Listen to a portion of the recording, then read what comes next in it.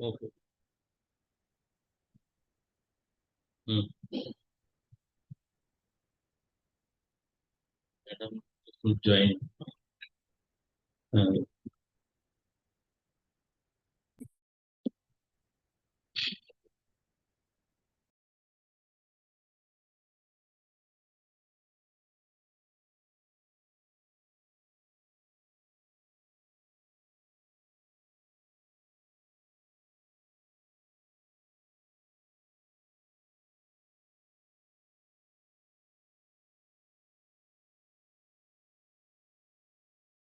okay.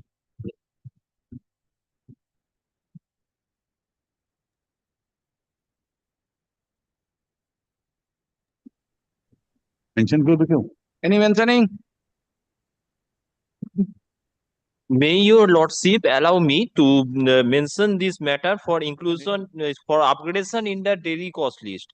My lord, the previous petition was allowed in favor of the petitioner who is respondent in this present appeal.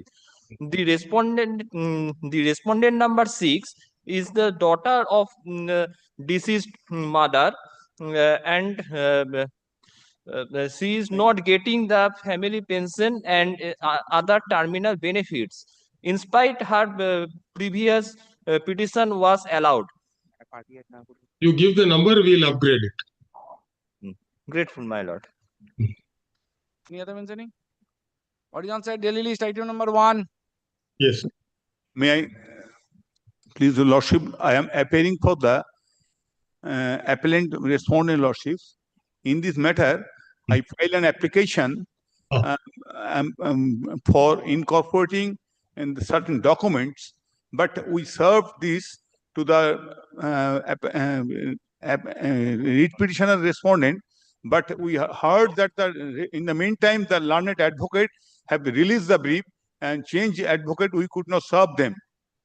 So you serve directly the party. Yes, we shall. But in the meantime, we came to day before yesterday regarding these facts. Lordship, that apart, Lordship, specific solemn direction of your Lordship to file paper book within a period of certain period, but we could not file it because the NCLT document we could not file without the leave of your Lordship's court. That is the reason, Lordship, we could not file. We are praying for certain times to file the paper book within a period of 6 weeks, Lordship. All right. Voluminous document, Lordships. All right. GA number 2 of 2025. The learned advocate for the applicant is directed to serve notice on the respondent as the advocate who was appearing for the respondent has released the brief. Leave is also granted to the applicant to file an informal paper book containing all documents which were placed before the National Company Law Tribunal within a period of 6 weeks. Much obliged, Lordship. Much obliged. Liberty to mention, Lordship. Yes, liberty to mention. Item number 2. Lordship, I appear for the respondents in item number 2. Lordships, here the sestet order had allowed my appeal. I am, Lordship, into rental of computer and computer peripherals. So my business is, Lordship, giving on rent laptops, computers, printers to various corporates. Lordship, I was paying VAT on all these supplies all throughout, as it was a deemed sale under Article 366(29)A. Lordship, the service tax department came to me for the period 11-12 to 14-15 and issued me a show cause notice in 2016 alleging suppression of facts, wherein all the time the VAT returns, the VAT audit reports were on records. Lordship, the matter after adjudication, the demand stood confirmed and the matter came before the Honorable Tribunal.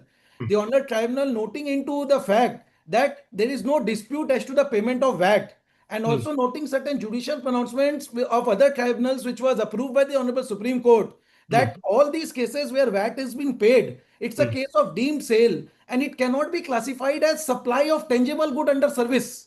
Because, Lordship, the only difference is transfer of right to use. So, Lordship, in my business, I am giving the entire laptop or computer to my client. Now, the client is doing his work. Unless I transfer the entire control and possession to the client, they cannot work. now, Lordship, in one of the conditions in my work My lord, orders. this is my appeal. My learned friend advancing argument, my lord. We have no chance to argue. He will argue at first.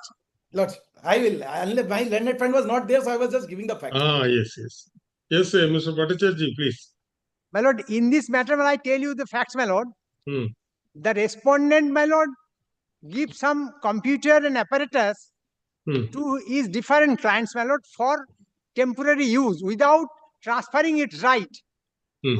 My lord, unless right has been transferred, my lord, to use, my lord, simpliciter for use, because the agreement says without his permission even, the installation which has been made initially, that cannot be also altered. Therefore, the right to transfer has not been given. Article 366 does not apply here, my lord. And at that's such, my lord, what he says that he has paid the VAT in respect of rental. That's why he is not liable to pay anything, though he has availed the send back credit and didn't pay the service tax. My lord, kindly come to my lord. My lord, kindly come to my lord. Question of law, my lord. I framed, my lord, at para 20, my lord.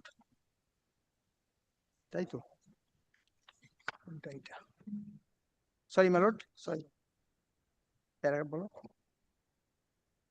Page 11. Page 11 of the memorandum of appeal. Paragraph ta bolo. 25. My lord, kindly come to my lord. Page 25 and state. My lord, page 25, my lord, kindly seize, my lord. The points of law, my lord, I have framed, my lord. Para 44, my lord.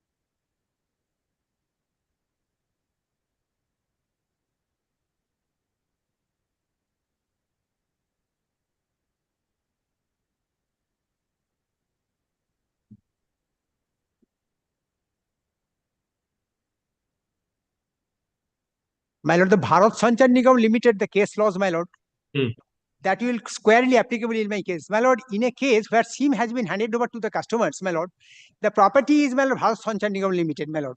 Only to that extent we can use it, my lord.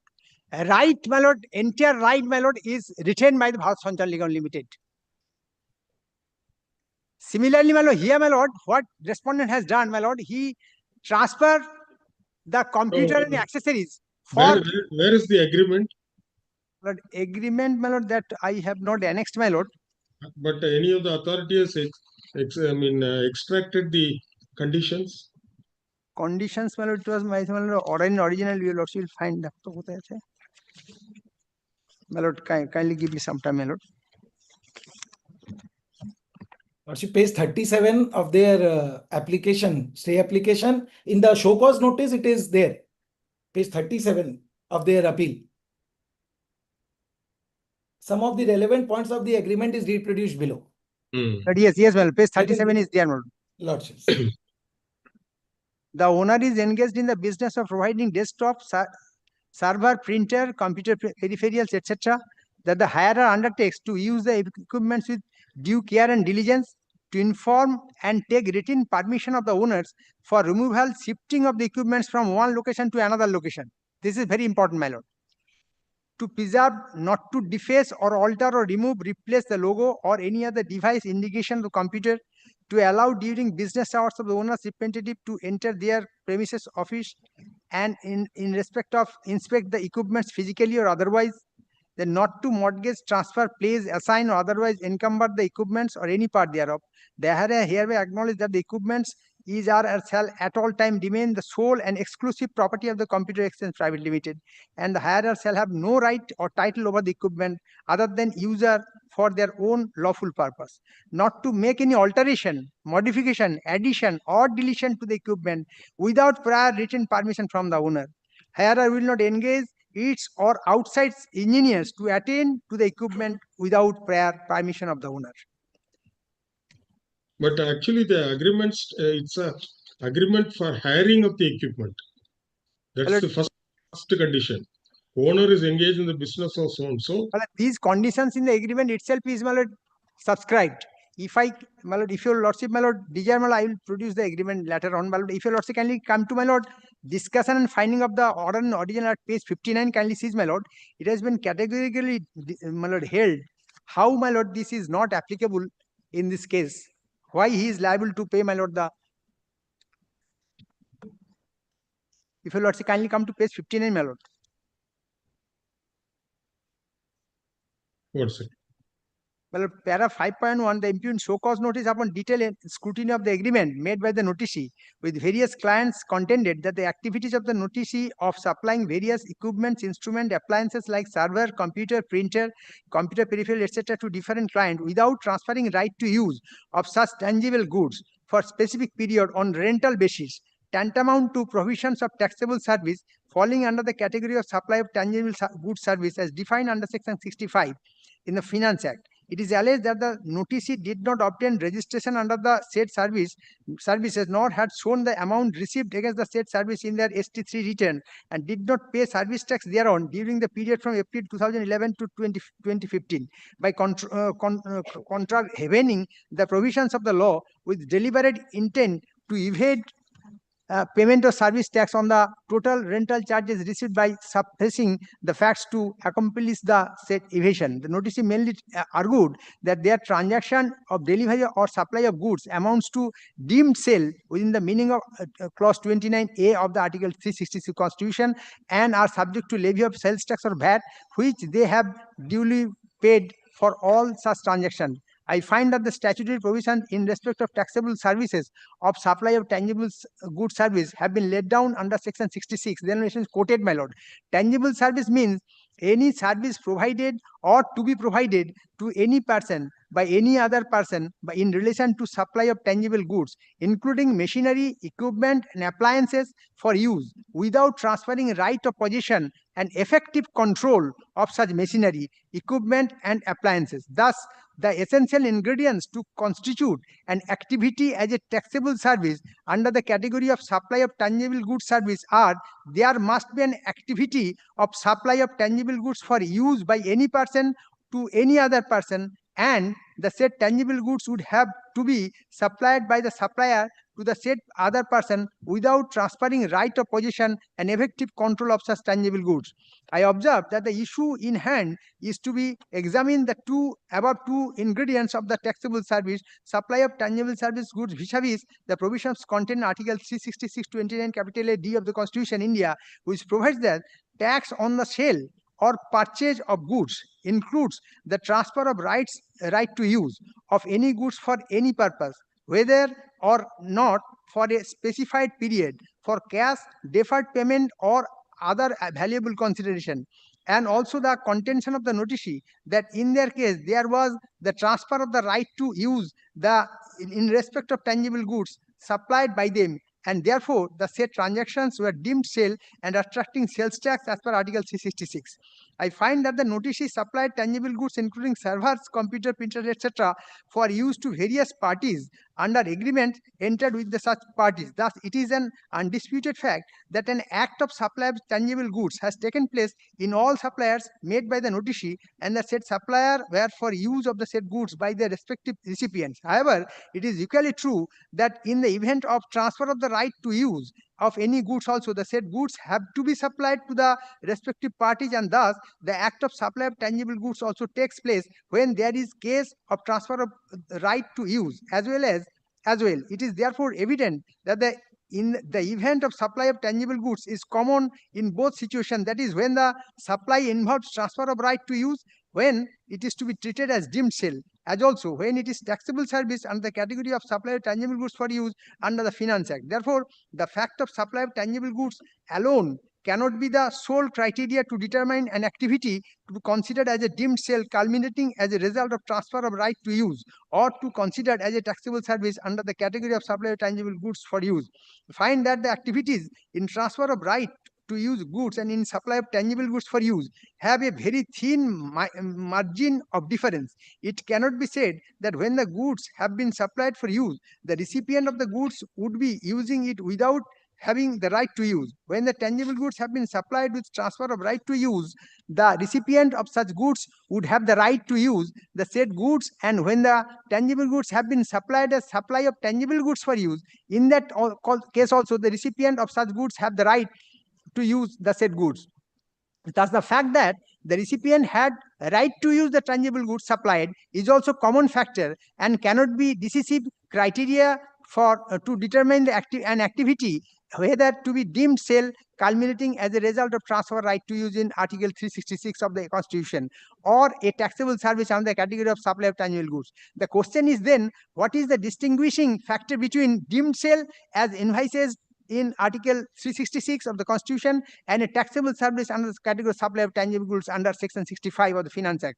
I find that the terms of transfer of right to use and the terms right to use do not have same connotation, and the said two terms do not have the same legal effect in as much as the right to use is always there, whether the goods have been supplied with transfer of right to use or whether the goods have been supplied as tangible goods supplied for use. I find that the words transfer of right appearing in Article 366 imports all legal effects and consequences arising on account of use of the tangible goods to be on the part of the transferee of the said right. In other words, for the period during which such transfer of right to use continues, the transferee is to be treated as if the said goods had been purchased by him, and the same has to be treated as deemed sale by the supplier of the said goods, on which sales tax would be attracted by virtue of Article 366. The legal effect of the transfer of right to use would then be the exclusion of right of possession and effective control of the supplier over the tangible goods supplied by him, and consequently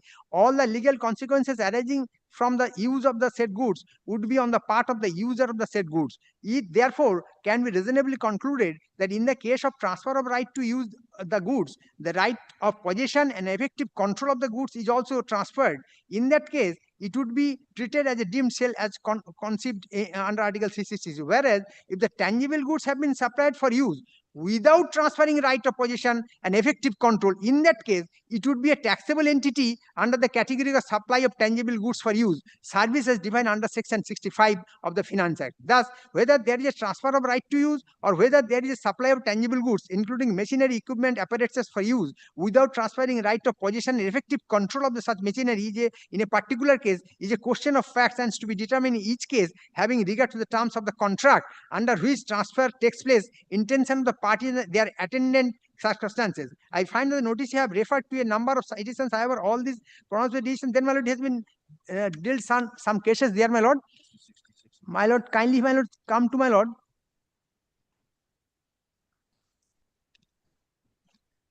They have relied upon certain, my lord, decision there. In case of, my lord, Blue Dart Aviation, and thereafter, my lord, kindly turn the page, kindly come to page 62, my lord. I observe that provision of transfer of right to use the goods to be treated as a deemed sale under provision provided Article 366 Constitution is only a legal fiction created for the purpose of enabling the state government to charge sales tax. For a transaction to be regarded as a transfer of right to use the goods, the transfer has to be coupled with the right of possession and effective control over the tangible goods. The above views are duly fortified by the Honorable Andhra Pradesh High Court in the case of Rashtriya Ispat Nigam Malo 1977 STC 8, page 182, wherein it has been held that if the effective control and possession is with the supplier, then there is no transfer of right to use. This decision of the Andhra Pradesh High Court was upheld by the Honorable Supreme Court in a case of 2002 STC 0114. Thus, it is a settled legal position that if the effective control and possession of the goods remain with the supplier, it cannot be regarded as a transfer of right to use. In a recent decision to a case specified in the case of Indus Tower Limited, that was 2012 285 ALT page 3 Kerala, Karnataka has made an identical pronouncement, which I would like to quote. It has been quoted, right to use goods and service different than transfer of right to use. Karnataka Value Added Tax Act 2003, Section 29 sale right to use goods is not enough. There must be transfer of right to use goods involving delivery of possession by transferor to transferee. transfer is sine qua non for right to use any goods. However, delivery of possession must be distinguished from its custody. A right to use goods occurs only on account of transfer of such right. Without transfer of right to use goods, tax cannot be levied. Delivery of goods cannot be basis for levy of tax on transfer of right to use any goods. I find that the notice is supplied tangible goods on to various parties for their use under individual agreement of hiring entered with the said parties. Now, the issue to be decided as whether right of possession and effective control over the tangible goods supplied by them was also transferred so as to constitute it transfer of right to use as envisaged Article 366 of Constitution, and whether they supplied tangible goods for use by the said parties without transferring right of possession and effective control of such machinery, equipments, apparatus, in which case it would amount to providing of taxable service under category of supply of tangible goods for use as defined Article 65. For arriving at a finding on the above, it is expedient to look in the terms and conditions of the agreement. On carefully examining the said agreement as relied upon by the noticee, as also provided the notices, some of the relevant portion has been quoted there, my lord, which I have just before my lord, my lord, placed before lordship, my lord. Kindly skip over, my lord. Kindly come to my lord, the page 63. In addition to this, the hirer are not allowed to sublease the equipments or in any way be parted with except with written permission, consent of the noticee, and any act contrary would be treated as criminal breach of trust. The noticee reserved the right to take back their systems for clients' premises at any time in the event of violation of any of the terms and conditions. From the above clauses of the agreement, it is evident the noticee were providing the equipments to different clients on hire without transferring the right to use of such tangible goods. They have merely rented out the computer accessories to their clients for use at a specific location. Such restricted right to use the equipments can never be construed as a transfer of right to use. Furthermore, the maintenance and repairing of the said computers during a period of rent and supply of accessories were being made either by the noticee or by their approved agent. Such legal authority normally follow upon the person who holds the right of possession over the equipments, and the said equipments being occupied, operated under his command and effective control. I have taken note of the clause of the agreement as pointed before, stating that the hirer would arrange all software program required to operate the equipment. However, such a condition could never ensure the transfer of right to use the computer hardware supplied by the noticee, as without the software program, the hardware would not be of no utility. In view of the above terms and conditions stipulated, the agreement of hiring subject to which the supply equipments are made by the noticee, observe that the noticee have undoubtedly retained the effective control of the equipment supplied to their customer all along during the entire running period of the agreement, and customers were getting and making use of the said equipments under the command and effective control of the noticee exercised over the equipments during the entire running period of the agreements. Thus, the noticee are effectively retaining control over the said computer of the accessories, and such transaction cannot be in any way, any stretch of imagination termed as deemed sale, but more appropriately classifiable as supply of tangible goods service. Observe the possession as a fact and possession as a right must not be confused. A person may be in possession of a particular equipment, but he may not have a right of possession, as the said equipment has been supplied to him for use. Parting of possession or custody cannot be taken to mean transfer of right of possession. Without parting with the possession of the equipment, its use by the customer to which it has been supplied for use is not possible. If parting of possession is construed as a transfer of right of possession, the legislative purpose behind the statutory provision of levy of service tax on supply of tangible goods as provided Section 65 Finance Act would become redundant. It is a settled law that an interpretation which would render the statutory provision redundant cannot be accepted. An interpretation which makes the law ineffective cannot be intent to of legislature. Thus, I observe the statute speaks not about transfer of possession, but transfer of right of possession. Mere transfer of possession need not always be the same as transfer of right of possession. Situation may be emerged where simple possession has been parted with, but not the right of possession. I find the nature of transaction and attendant circumstances prevail in all agreement executed, and therefore they would lead to attract the same taxing statute, the Finance Act 1994, acting the aforesaid activity is a taxable service falling under the category of supplies tangible goods under section 65. I would further like to refer to the So these observation. are all the decisions he has discussed. My lord, para 5.6, that is the BSNL Bharat Sanchar Nigam. Yes, we'll come to that. We'll come to that. See, we can't apply BSNL without considering the facts. Yes, my lord. The show cause notice extracts the relevant conditions of the agreement. My lord. Now, two questions will arise. One is whether the assessee transfers the right to use the equipment. Yes. Second question would be whether the effective control over the equipment vests with the transfer. My lord. To answer the second question, the test would be upon such transfer of the right to use, whether the assessee can transfer the right to somebody else.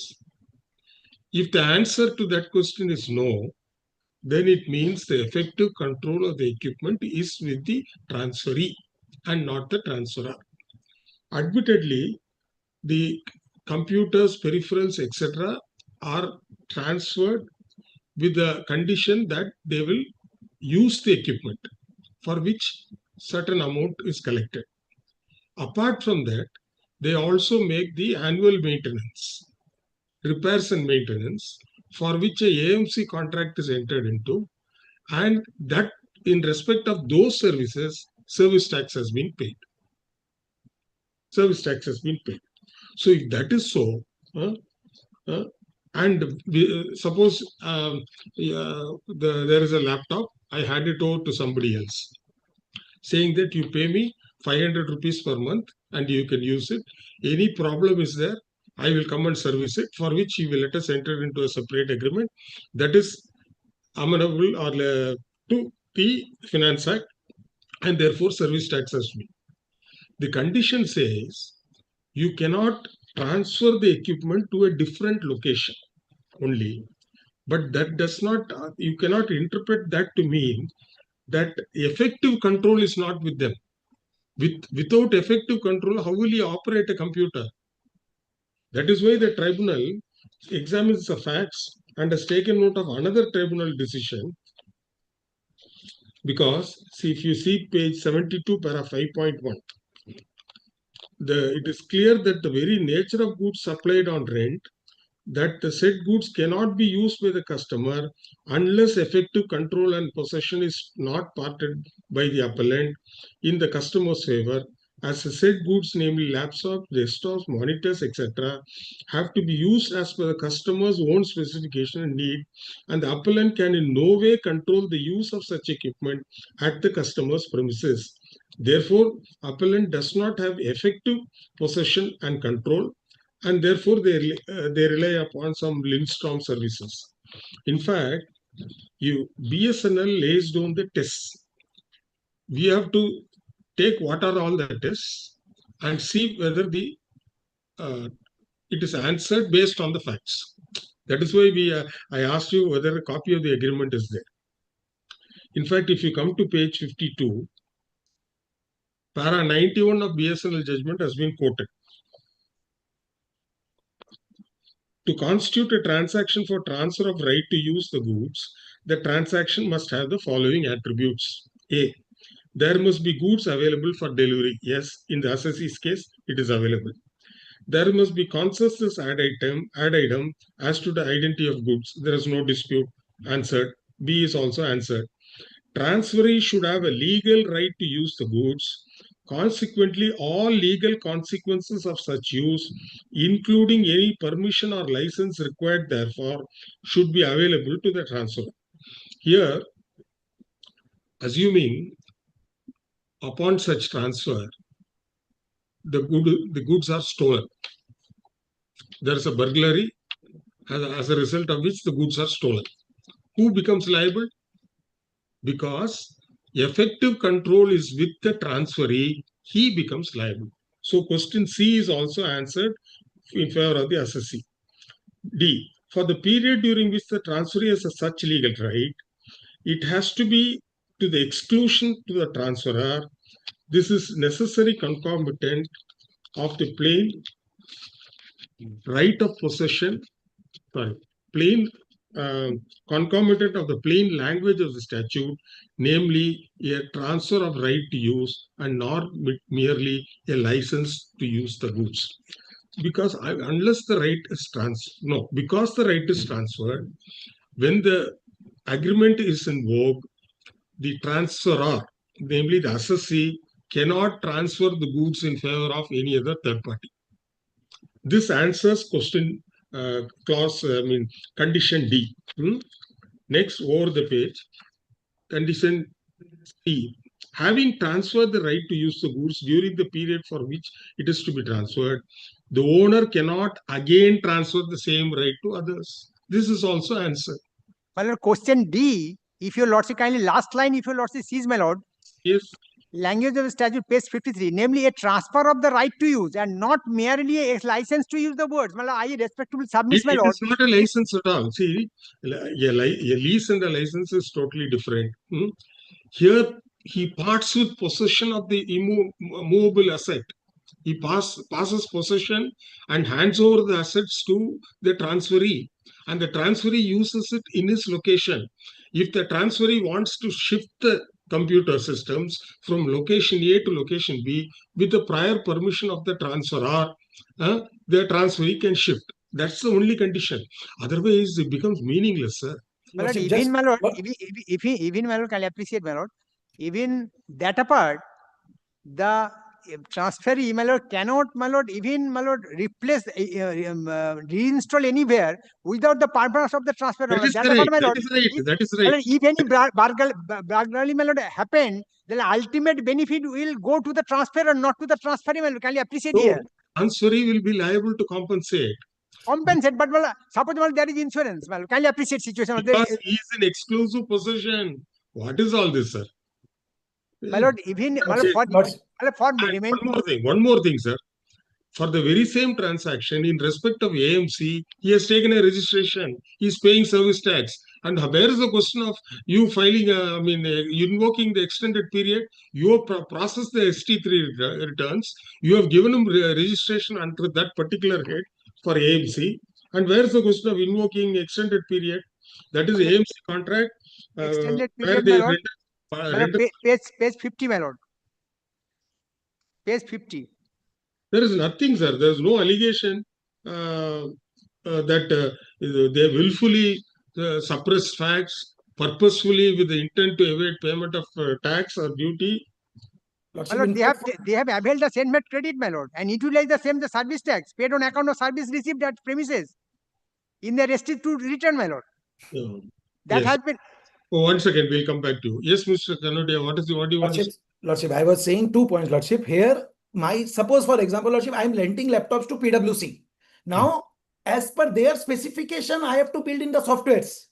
I'm giving them with laptop with their softwares. Now, the condition that they cannot part with is that from Calcutta, if they take that laptop to Mumbai, so they have to inform us. That is the only condition. But their usage and control is with them. I cannot ask them to control. Second, on the Senvet credit, the department has dropped the demand. It was their allegation was, Lordship, in the show cause notice, kindly takes what was the allegation for Senvet credit, that 2 place of business in page number 39, that I have 2 additional place of business which was not declared in ST2. So the Senvet credit is 62,000 in total. In the computer purchase, there is no Senvet credit. I have not taken excise duty credits. I have only taken VAT credits. This demand also is dropped. It is dropped. So my learned friend is saying that I have taken Senvet credit. It is totally incorrect, submission, Lordship, because 62,000 the commissioner drops, says yes, you had not shown as additional place, but you have a valid registration that it is fine. That is 62,000 only. And in fact, Lordship, I have paid VAT. My junior is carrying the VAT audit reports for all the 4 years on the entire value. The VAT has been assessed and they have accepted the payments of VAT. So, Lordship, double levy, in no circumstances can a double levy be made on the same supply. In fact, Lordship, restaurant service was a classical example. When in restaurant, VAT was also levied and service tax was levied on the service portion. Then, Lordship, in 2014, they brought in an amendment and they stated, no, service tax, we will deem 30% to be service value. Because in restaurant, somebody is taking services also. So on the entire value, you pay on the 30% you pay service tax. That is why they brought in that specific provision. But here, Lordship, when there is effective, I cannot operate the laptops, Lordship. It is only my customer who can operate the laptops. The test is that effective control test is satisfied. Lordships. And what does the customer do, the transferee do? He uses the equipment exclusively by himself. Lordship. And therefore, the first test also, a right to use the equipment has been transferred. Lordship, I have also handed over, given a mail, soft copy of my submission at the session, additional submission, wherein we relied on 4 case laws, which all were after the tribunal affirmed by the Honorable Supreme Court. And this My lord, judgment is just my lord, may I suspended. come back with the agreement so that I can, my lord, other conditions of the agreement has to be placed before Lordship, my lord, whether the other right to. No, if you produce the agreement, then the assessee's case will become very strong. Then in that case, my lord, I will lose. But my lord, one thing more can I appreciate, my lord, in BSNL cases, Supreme Court held, my lord, there. Same transaction, how you can have a double levy? See, if he did not have a service tax registration, you can blame him. He had a registration in respect of the AMC contracts and other installation services which he have rendered. In respect of the same set of customers, one set of customers, he gives the equipment, he customizes the equipment to suit the client, hands over the equipment to them. And he says, sir, I will come and install. That is the service I am doing. I will also maintain this equipment. That is also a service I am doing. Therefore, I take registration for that service and I pay service tax. That is assessed by the same jurisdictional officer. And where is the question of, see, at that juncture, he should have examined the nature of activity done by the assessee. He is very well aware that for what purpose this AMC is given. AMC is given in respect of the equipments which have been given on hire. So nothing prevented the officer from issuing a show cause notice at that stage. No, you have to pay service tax on the hiring business as well, because according to the department, you have not transferred the right to use and effective control of the equipment is not with the transferee. You did not do that. And one fine morning you wake up and say, I will invoke the extended period. See, every mistake, assuming there is a mistake, he made a wrong declaration and there is no opportunity to rectify. Or when you conducted a audit or you came on a inspection, you found out, no, this is proper. Then he says, sir, this is how we have understood. For the past years I have done this. Then that should be treated as a genuine mistake. Every mistake cannot amount to suppression. And 100% penalty, sir. Unreasonable. 100%, 2 crore penalty, 2 crore service tax demand. Apart from that, personal penalty also. Where is this you are doing? Unreasonable. We will confirm the order. This appeal has been filed by the Central Excise Department.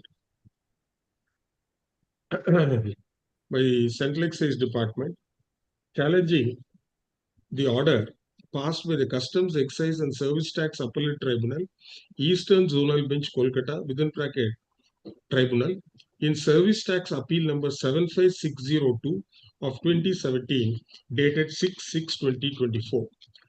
The revenue has raised the following substantial questions of law for consideration. Page number 25, question number 1 in paragraph 44. Page number 26, question number 2, question number 3, 4, 6, and 8. We have heard Mr. Uday Shankar Bhattacharya, learned senior standing counsel for the appellate revenue, and Mr. Ankit Kanodia, learned advocate appearing for the respondent assessee. The learned tribunal, by the impugned order, allowed the assessee's appeal and set aside the order passed by the Commissioner of Service Tax Roman II, Kolkata, in order in original number 112/Commissioner/ST-Roman II/KOL 2016-17 dated 21/2017. The appellant issued show cause notice dated 7/10/2016 alleging that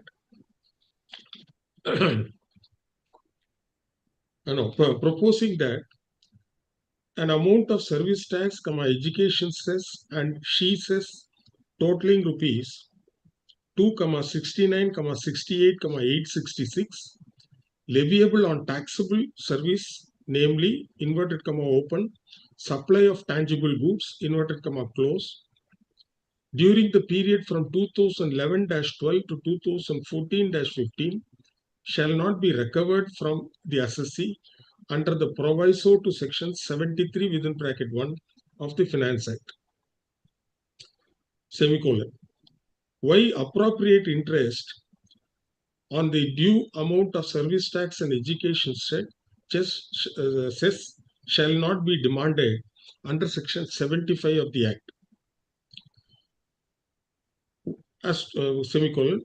Why an amount of SENVAT credit to the tune of rupees 62,329 wrongly taken and utilized by the assessee during the relevant period should not be recovered along with appropriate interest under section 14 of the rule 14 of the SENVAT credit rules 2004 read with section 75 and proviso to section 73 within bracket 1 of the Finance Act. Semicolon. Why penalty under section 77 of the Act should not be imposed for contravention of sections 67, 68, 69 and 70 of the Act, and why penalty under section 78 of the Act shall not be imposed upon them for non-payment of service tax by resorting to willful suppression of facts with the intent to evade payment of service tax as mentioned above. Among the above issues, the demand for SENVAT credit to the tune of rupees 62,329 has been dropped by the adjudicating authority, and therefore we are not required to go into the said aspect.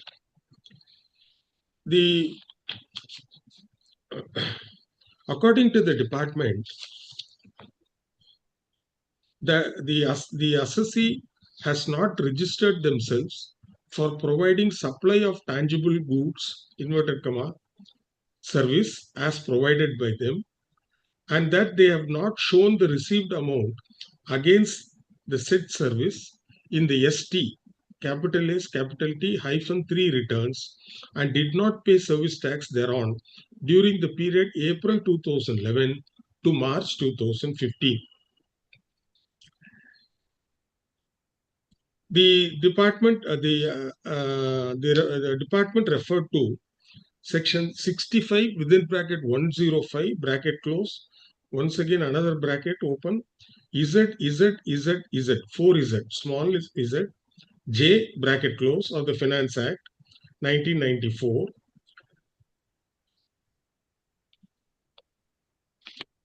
And after referring to the decision of the Honorable Supreme Court in BSNL versus Union of India, 2006 2 STR 161 within bracket SC, proceeded to examine the terms and conditions of the agreement entered into between the assessee and their clients.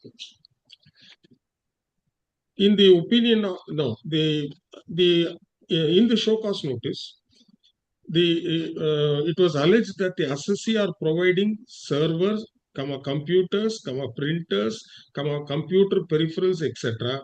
to different clients on hire without transferring right to use of such tangible goods, as they have restricted removal/shifting of the equipments from one location to another.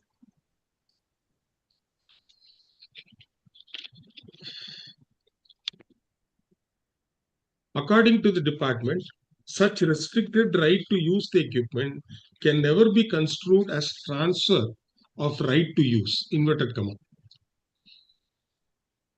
Furthermore, the maintenance and repairing of the said computers and accessories are being carried out either by them, either by the assessee or by their approved agent. Thus, it was alleged that the SSC are effectively retaining control over the said computers and accessories, and such transaction cannot be termed as deemed sale, inverted comma, but are more appropriately classified as supply of tangible goods, inverted comma, supply to goods, inverted comma, service. In the show cause notice, the extended period of limitation was invoked.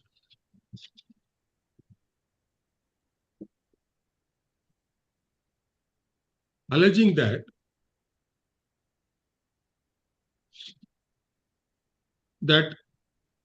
all acts of omission and commission committed by the assessee was with the sole intention to evade payment of service tax, education cess, and she cess, S, H, E, all capitals, full stop, S, full stop, H, full stop, E, full stop. And therefore, proviso to section 73 within bracket 1 of the Act is invoked and the show cause notice is issued within such extended period. The assessee submitted their reply.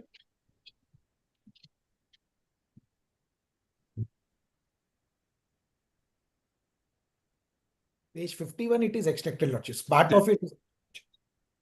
We already marked.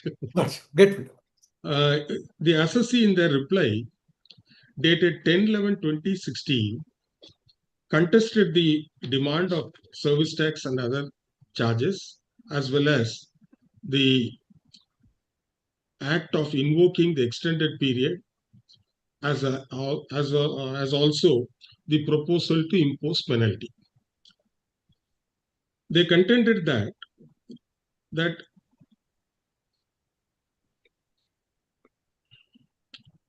they are engaged in the business of information technology rental and purchase and sale, and it includes a retail store for sale of computers and other IT peripherals, as well as equipments on hire basis to various corporate houses, along with right to use of such equipments to such clients of the assessee. Full stop. They also provided repair and maintenance services in form of AMC capital and other service contracts. It was stated that with respect to the business of rental of equipments entered into by the assessee with their clients, since the right to use of the equipment was transferred to the clients along with physical possession of the goods, the assessee classified the same as deemed sale of goods under Article 336 within bracket 29 capital A bracket close of the Constitution of India, and in respect of the said transaction, value-added tax within bracket VAT was levied and has been fully paid on all such transactions during the period under consideration, namely 2011-12 to TO 2014-15. Further, the assessee submitted that it has also paid service tax on AMC contracts and other services rendered by them, as such as installation of equipment and ancillary services in relation to the service of rental of information technology equipments.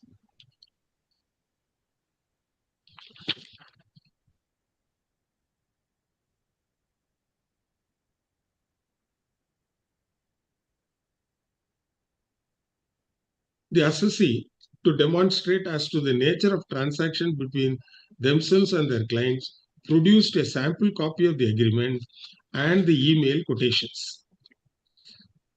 By referring to the terms and conditions of the agreement / emails, the assessee submitted that the whole amount collected as rental charges suffer VAT as the same tantamount to transfer of right to use the goods, wherein the assessee transfers the right to use and effective control over the equipment to its clients, and thereby attracting the provisions of deemed sale as envisaged under Article 366 within bracket 29 capital A of the Constitution of India.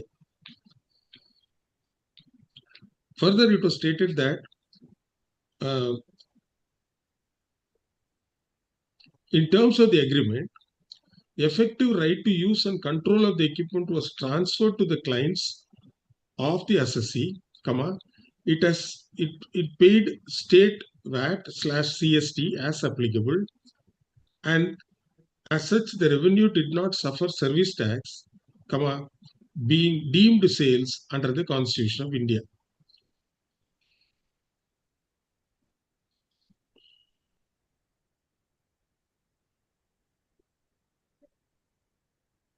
The assessee referred to the decision of the Honorable Supreme Court in BSNL, and in particular to paragraph 91 of the judgment, where the Honorable Supreme Court has laid down the conditions/attributes to constitute a transaction for transfer of right to use the goods.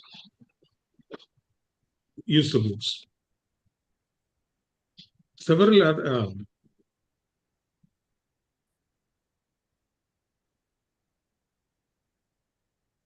the assessee also referred to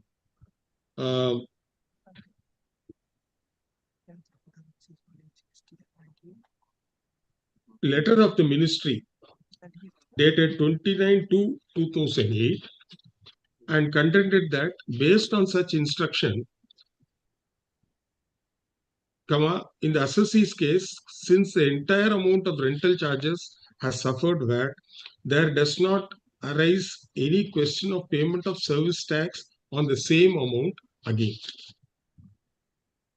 Several other decisions of the learned tribunal were referred to, as well as the ruling given by the authority for advance ruling. With regard to the invoking the extended period of limitation, the assessee submitted that that extended period cannot be invoked since there was no fraud, collusion, or any willful misstatement or suppression of facts or contravention of any of the provisions of the Act or the rules made thereunder with intent to evade payment of tax.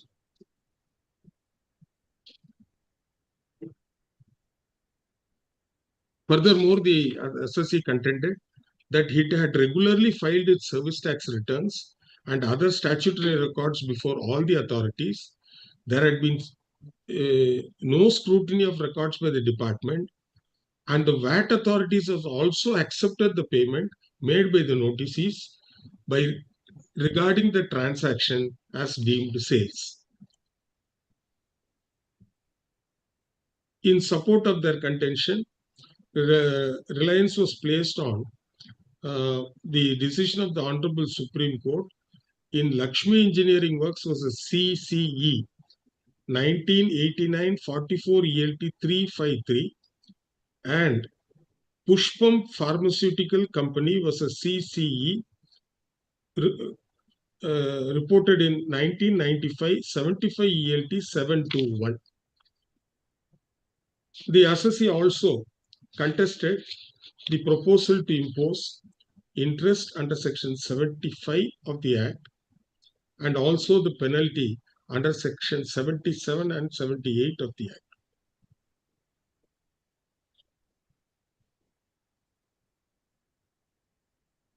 By contending that Section 78, penalty under Section 78 can be imposed only under the exceptional limitation scenario marked by fraud, collusion, willful misstatement, suppression of facts, contravention of any of the provisions of the Act or rules made thereunder with the intent to evade payment of service tax.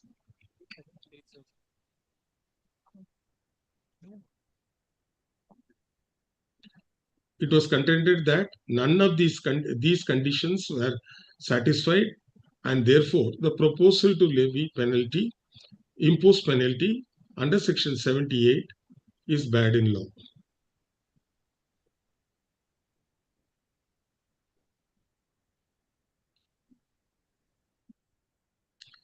In support of their contentions, reliance was placed on the decision of the Honorable Supreme Court in Hindustan Steel Limited versus State of Orissa, 1978, 2 ELT J159 within bracket SC. The adjudicating authority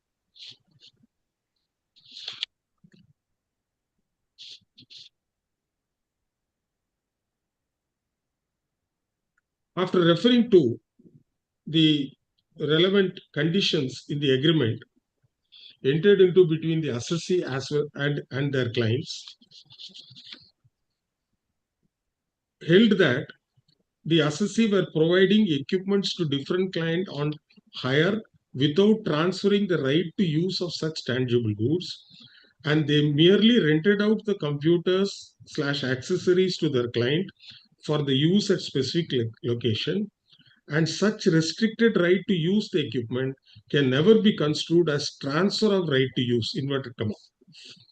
Further, it held that the maintenance and repairing of the computers during the period of rent and supply of accessories were being made either by the assessee or by their approved agent.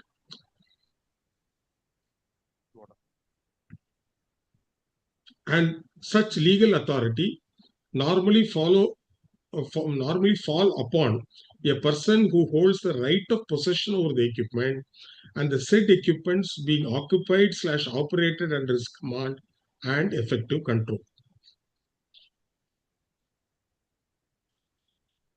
Thus, the authority came to the conclusion that the assessee have retained the effective control of the equipment supplied to their customers all along during the entire period of the agreement, and the customers were making use of the equipments under the command and effective control of the assessee, which exercised its right over the equipment during the entire period when the agreement was in vogue. The adjudicating authority referred to the decision of the Honorable Supreme Court in BSNL and held that the tests / attributes laid down therein do not stand fulfilled in the case of the assessee.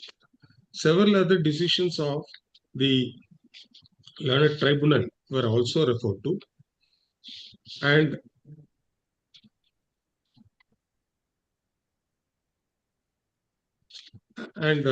the contentions raised by the assessee were rejected, and the proposal to levy service tax as made in the show cause notice was affirmed.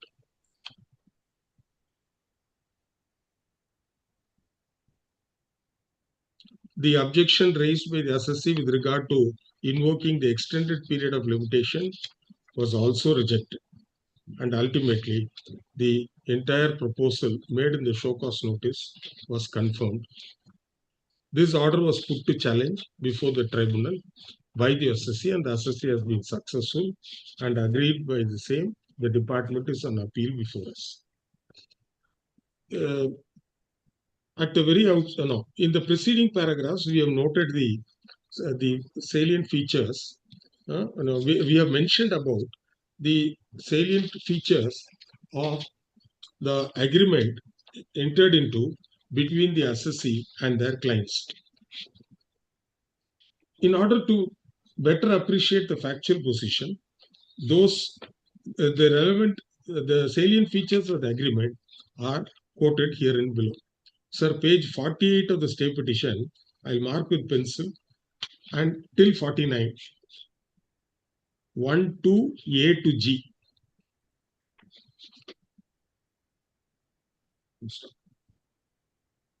To decide the correctness of the decision taken by the tribunal, we have to bear the factual position in mind and apply the same to the tests laid down by the Honorable Supreme Court in BSNL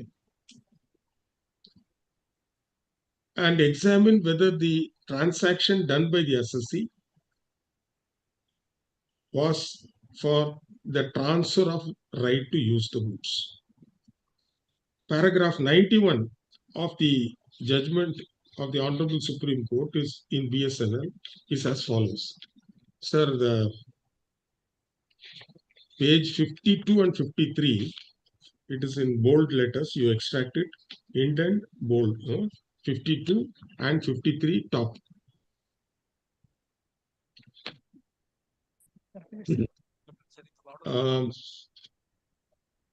The first attribute to be fulfilled is that there must be goods available for delivery. Full stop. This test stands satisfied and is not in dispute. The next attribute is that there must be consensus ad idem as to the identity of the goods. The department has not raised any objection in this regard. Therefore, this attribute also stands satisfied in the assessee's case. The third attribute is that the transferee should have a legal right to use the goods, consequently, all legal consequences of such use, including any permission or licenses required therefrom, should be available to the transferee. Admittedly, the computers, peripherals, and other equipments are hired by the assessee to their clients, and they are installed in the premises of their clients, and the equipments are also customized to suit the requirement of the clients. Thus, pursuant to such agreement, pursuant to the agreement between the parties, the transferee, namely the clients of the assessee, have a legal right to use the goods. What is prevented under the agreement is only shifting of the equipment from the location where it is installed to any other location, that too with the prior permission of the assessee. Therefore, this condition cannot be construed to mean that the clients of the assessee do not have a legal right to use the goods.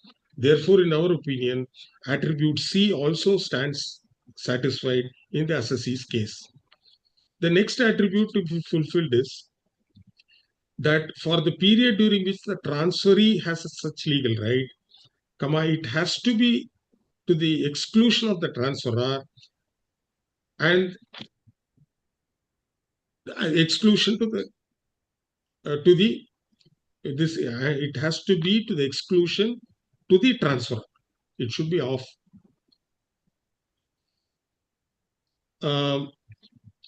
It cannot be disputed by the department that after the assessee has entered into an agreement with his client, namely the transferee, during the period of when the agreement is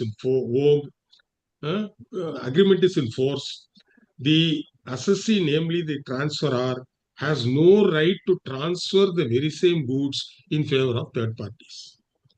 Therefore, the transfer of the such legal right in favor of the clients / transferees is to the exclusion of the right of the assessee, the transferor, to transfer such right in favor of any third party during the subsistence of the agreement. Therefore, attribute number D also stands satisfied in the assessee's case.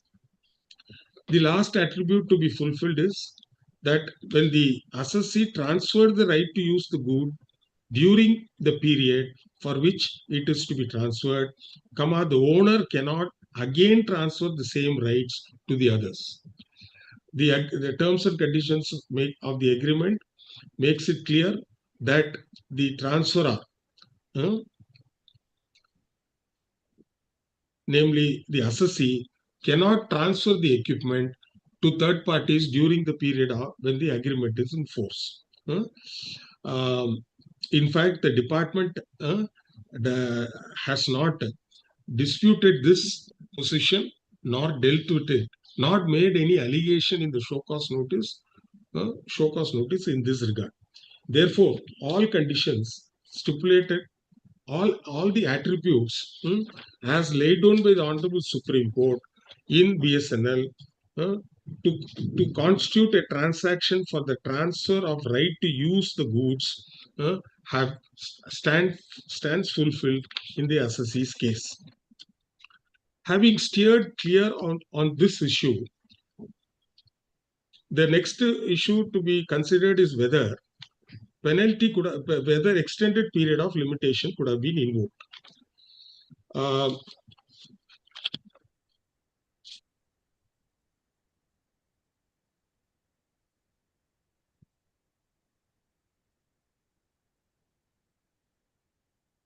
The Honorable Supreme Court, while dealing with such issue, has pointed out that the concept of suppression amounts to that which one is legally to state, but one intentionally or deliberately or consciously does not state. Full stop. In other words, the term suppression includes a mental element to deliberately omit to state certain things. And it was held that the extended period of limitation is inapplicable in the absence of suppression of fact, and hence absence of an intent to evade payment of duty.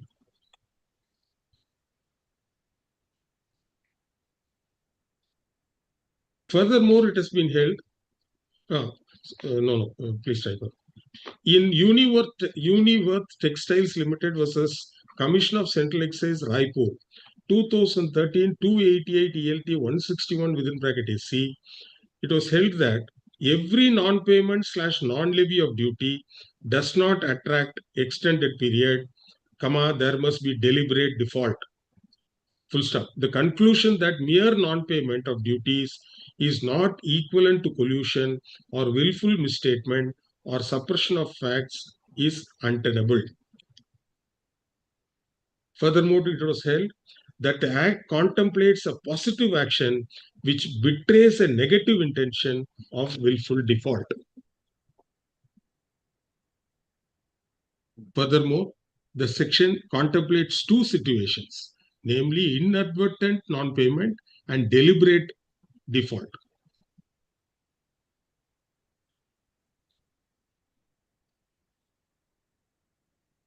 Full stop. That the word willful, inverted comma, introduces a mental element and hence requires looking into the mind of the assessee by gauging, G-A-U-G-I-N-G, its actions, which is an indication of one's state of mind, apostrophe S. Further, the show cause notice must clearly bring out act of omission of the assessee leading to invocation of extended period of limitation.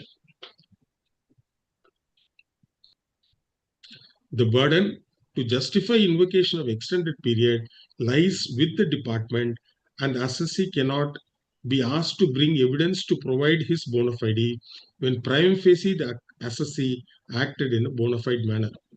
We have carefully perused the allegations made in the show cause notice, and there is no mention of a deliberate intention to suppress facts with an intent to avoid payment of tax. The assessee has time and again contended that they are registered with the service tax department. They have a service tax registration in respect of contracts which they enter into with the clients for providing annual maintenance, installation, etc., in relation to the hiring of equipment to the clients. It is not disputed that the assessee has been filing their returns, service tax returns promptly, and the entire service tax liability has been paid. Therefore, the department was aware about the nature of transaction done by the assessee, and it can hardly be stated that there was a willful suppression of fact done by the assessee with the intention to evade payment of duty. Therefore, the department could not have invoked the extended period of limitation. Having decided both issues in favor of the assessee, the question of levy of penalty or interest would not arise. In the light of the above discussion, we are of the considered view that the learned tribunal was justified in allowing the assessee's appeal and setting aside the order of adjudication. For all the above reasons, the appeal fails and is dismissed, and the substantial questions of law are answered against the revenues. Much obliged. Grateful to your lordships. Thank you. Yeah. So we'll up to this appellate side you have to take up now. Okay. What to do, Mr. Anjan? Item number 3 maybe, my lord. It is the section 5 application. Okay, please call item 3. Number 3. The appellate side. Original side, item number 3. After that, application. What is this, sir? The 642 days. Item 3. Well, 635 days delay. I am for the respondent. Who is appearing for the appellant? আপনি বলুন। I have filed a section 5 application, my lord. What is it, sir? 642 days. My lord, this matter, my lord. My lord, the reason he has stated in this application is that due to the delay was due to laches and negligence on the part of the erstwhile advocate. That is no reason, sir. That cannot be a reason, no? My lord, kindly see paragraph 367. Original learned advocate who all along conducted the case before the honorable court after completion of the very much surprise, he kept silence, did not take any. Then you give a complaint, ask your client to give a complaint in bar council. What else to do? This can hardly be a reason, sir. There is a delay of 642 days in filing the appeal.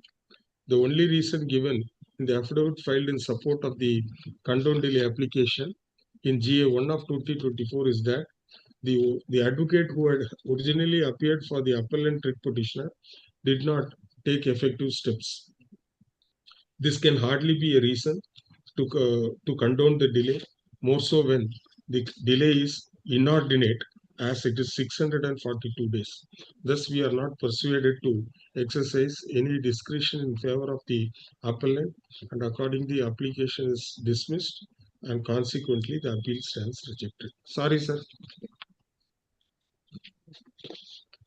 Switch over to appellate side. My lord, may I permit to mention, my lord, appellate side? Yes, please. My lord's order was violated, my lord. The demolition order, my lord. My lord, tomorrow I will file application for contempt. Finally, give me leave, my lord. Leave to file application for contempt tomorrow. You require leave to file. Why do you require leave? You file it and then mention. My lord. Give the I beg your pardon, my lord. No. Because that order was passed by this division. Sir, excuse me. Whether this order was passed by this division bench or Yes, by yes, okay. Then no problem. You give the number to the court master. They will list the matter. No leave necessary. May I be permitted to mention a matter for inclusion in the list, Your Lordship? Yes, madam. Included. May I have your lordship's leave to mention one matter for admission under Section 30 of the Employees Compensation Act, my lord? Yes, leave. Yes. Grateful, my lord. Inclusion allowed. The matter from the regular list, item number 1. I'm appearing virtually, my lord, today. Yes, Mr. Shara. Well, this is a matter, my lord. May I submit, my lord? Lordship has the file. We got the file, but we have to. We heard it in part, no? Partly, my lord. I had initiated the arguments. Thereafter, my lord. Because Mr. Bhattacharya did not have the copy, we directed. Yes, my lord. Correct. Today, he has argued very long, lengthy. Well, it's a short matter, my lord. I think we'll take it up next week. My lord, kindly do it today, my lord. Not today. Your latest topic is on anti-dumping. Yes, my lord. Your latest topic. Yes, yes, my lord. Your That will continue, my lord.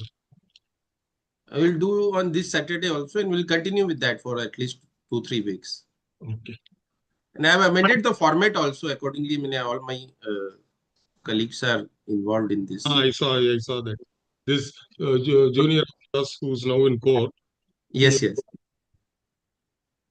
And how many subscribers have you got as of now?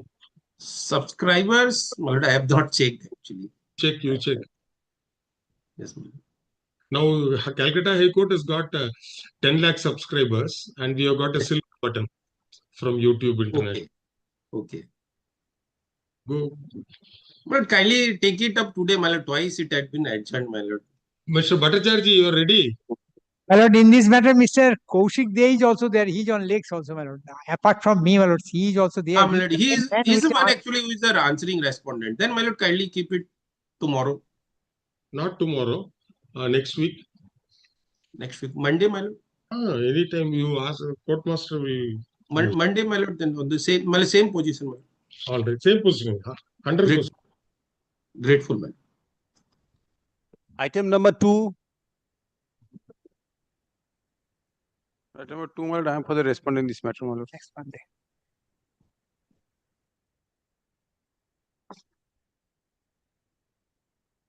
What is this, sir? This is also. I am for the respondent in this matter, my lord. Here, my lord, writ application has been dismissed, my lord, on the ground of, my lord,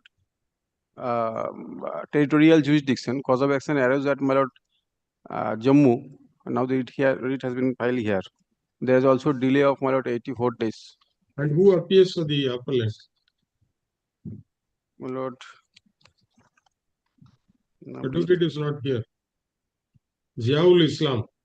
Yes, my lord. And what does he say in their grounds memo of appeal? How the,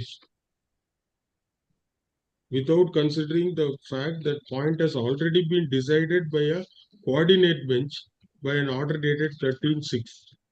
What is that coordinate bench? You are aware of that judgment? Yes, my lord. Actually, my lord, the entire cause of action arose at, my lord, Jammu. Now, my lord, all this point has been considered by the single bench. If you lordships kindly see the impugn order, my lord. No. What the first ground they have raised is some coordinate bench has granted relief. Therefore, that is not here, my lord. It is not annexed here.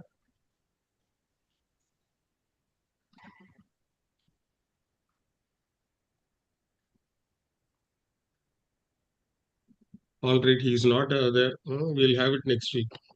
None appears for the appellant.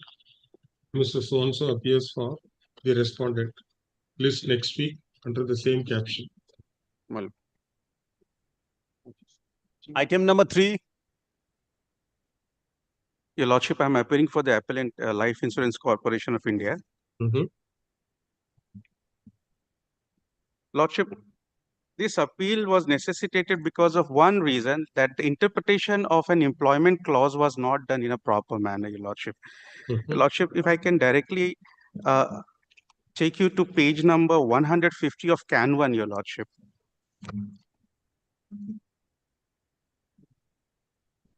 One five zero, your lordship. The last paragraph, this is the impugn order, your lordship. I'll read it for your lordship. Going to the merits of the matter, on a literal construction of clause 7C, it is crystal clear that after not less than 4 years as an LIC agent, an or has been inserted, which is then qualified by other than agents such as DSAs, FSCs, and thereafter by inserting the word and then inserted, the petitioner has brought a net first year premium income of not less than 1 lakh on 50 lives per year in any 3 of the immediately preceding 4 financial years. The use, this is the important sentence, your lordships, the use of the word or therefore makes the portion prior to the said word or disjunct from the rest of the portion. The word and is used after the rest of the portion.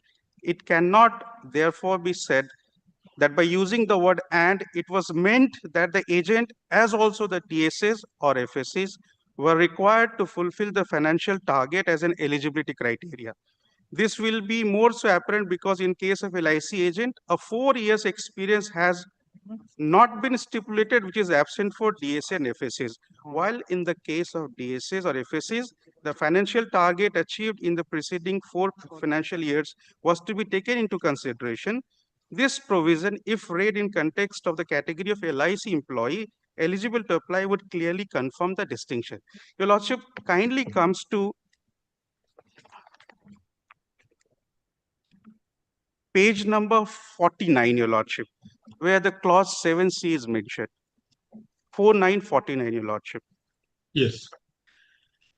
There is a table, Your Lordship, on the right-hand side for recruitment in rural area, just below that. It says, it reads like this, not less than 4 years as an LIC agent, or, this is the or that we are talking about in the impugn order, other than agents such as DSA or FSCs, and has brought a net first year premium income of not less than 1 lakh on 50 lives per year in any 3 of the immediately preceding 4 financial years. Your Lordship, as per the order, it says that or is making this whole sentence disjunctive, and only not less than 4 years is applicable to a DSA. The other eligibility criteria wherein he has to bring in 1 lakh of premium on 50 lives is not applicable, Your Lordship. This is the main contention here, Your Lordship. No, what does abbreviation of DSA means? A direct selling agent, Your Lordship.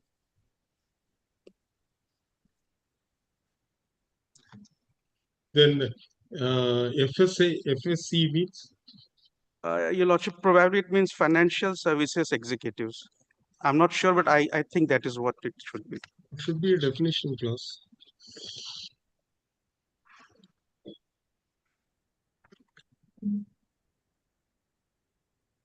Your Lordship, when we look at the interpretation and we what was the case of the writ petitioner?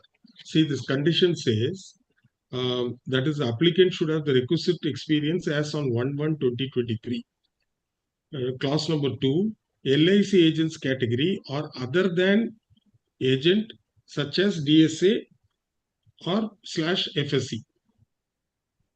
Not less than 4 years as an LIC agent or other than agent such as so-and-so and has brought in. So if he is an LIC agent for not less than 4 years, he stands qualified.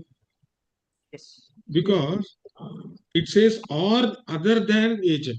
Agent means LIC agent or other than LIC agent such as DSA, FSC, who has brought net first year premium income of not less than 1 lakh on 50 lives per year in any of the 3 of the immediately preceding 4 financial years. See, once he is your agent for 4 years, the cap which is imposed, 1 lakh and 50 lives, will not apply. Your Lordship, that is the contention here, because it and is applicable to both the agents as well as the DSA and FSCs. No. Yeah, because if you take words and phrases, the books or Black's Law Dictionary, or the use of the expression or is to make it disjunctive. So if he is your agent, you treat him as a different category. What you should do? Not less than 4 years, you should be a LIC agent. Then you become eligible for recruitment in rural area. If you are not an agent, if you are a DSA or FSA, then this premium criteria is applicable. Otherwise,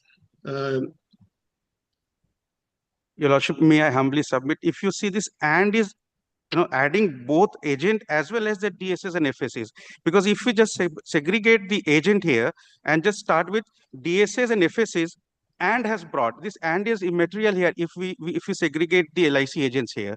Okay. So this is applicable to both DSAs, FSCs and the agents. So agents must have the 4 years of experience plus this. Now what happened? No. You have two Now, categories. have you considered it? Category and other than agent, such as DSA FAC.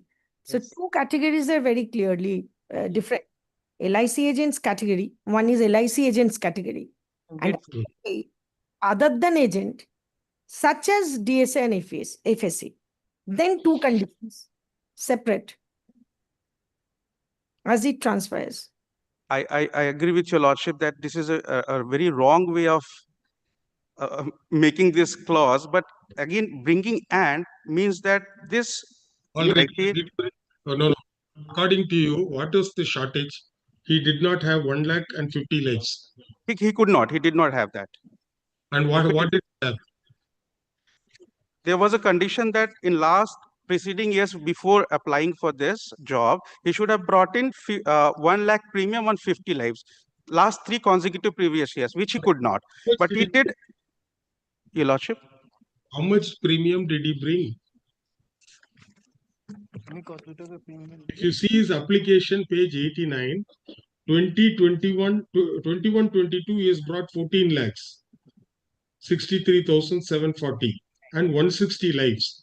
2021, 5 lakhs, 81,071 lives. 2019-20, 37 lives. It's not 50 lives, your lordship. So 3 preceding years when we see 160, 71 and 37. Every year he has to bring 50 premium on 50 lives. And what is the 2022-23? That is in photocopy, it is not clear. That is cut off. And that is admitted in the petition as well, your lordship, that he could not bring in premium on 50 lives. But the contention is that he had 4 years of experience working as DSA. On that basis, he should be allowed to join. And or is disjunctive, which is making him eligible. Here, what my submission is that and it says that this condition to bring 1 lakh of premium on 50 lives per year is applicable to both LIC agents as well as the FSA and DSAs. DSA and FSAs, your lordship. What happened to the recruitment? No, whether the recruitment process is over, did they obtain any order of stay? Milord, there is a select list which has been published. My lords will be pleased to find at page 82.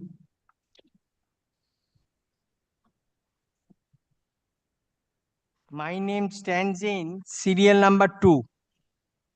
82. Page 82 has. My name appears in serial number 2. And how many vacancies? 27. 27. 26. You select him, sir. We will say that this interpretation will not be treated as a precedent. Yes, that I leave it to vacate that finding and considering the fact, etc. And where does he hail from? He hails from a rural area. Yes, rural area from Purulia. Purulia. So very difficult, sir. In West Bengal to get 1 lakh premium and 50 lives, the 3 financial years is very difficult. Because you see the salary structure. In fact, appeared in other matters also, where we have said the Badali worker starts with 8,000 rupees, 13,000 rupees. 13,000. All the Badali workers in the High Court, they start with 13,000. And some of them are given accommodation near the G gate. Others are all very difficult. And how do you expect 1 lakh thing and 50 lives for a rural area? This fellow has done well. We will say that this interpretation shall be restricted to only the case of the writ petitioner, respondent writ petitioner, and shall not be treated as a precedent. You select him, sir. See, your lordship, because this will have pan-India effect, your lordship. Finding. Lordship. We have taken into consideration. See, first of all, we will say that appellant is a Government of India enterprise. They are bound by their rules and regulations, and any interpretation of a rule by one High Court will have an impact on the other states as well. Lordship. Whenever recruitment is done. So therefore, we leave open the legal issue which was decided by the learned single bench, and taking into consideration that the respondent petitioner hails from a rural area and his past his performance from 2021-22 onwards cannot be stated to be below par. Because in the one of the financial years he has brought 160 lives, and the another, see, that is why what they do is they canvass the policy, and they do not issue the policy note. They will wait. They will wait and take it to the next financial year. If he had been an intelligent fellow, what he would have done is this 160 he would have carried out. That 71 you would have restricted to 50, and in the next financial year he would have carried the remaining 21. That planning he didn't do. Lordship. All right. This intra-court appeal by the Life Insurance Corporation is directed against the order dated March 2020. Yes. Notice Notice was issued on 21st January 23. Order dated 6th of March 2024. In WPA 16609 of 2023.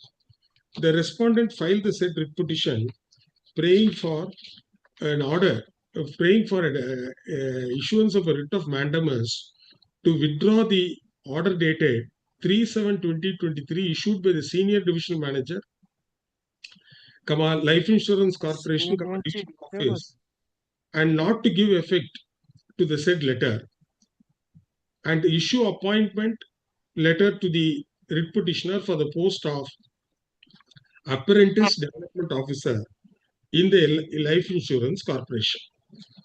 The learned single bench has interpreted the condition stipulated in the recruitment notification with regard to the experience criteria, and held that the writ petitioner fulfills the said condition as he has been an LIC agent for not less than 4 years.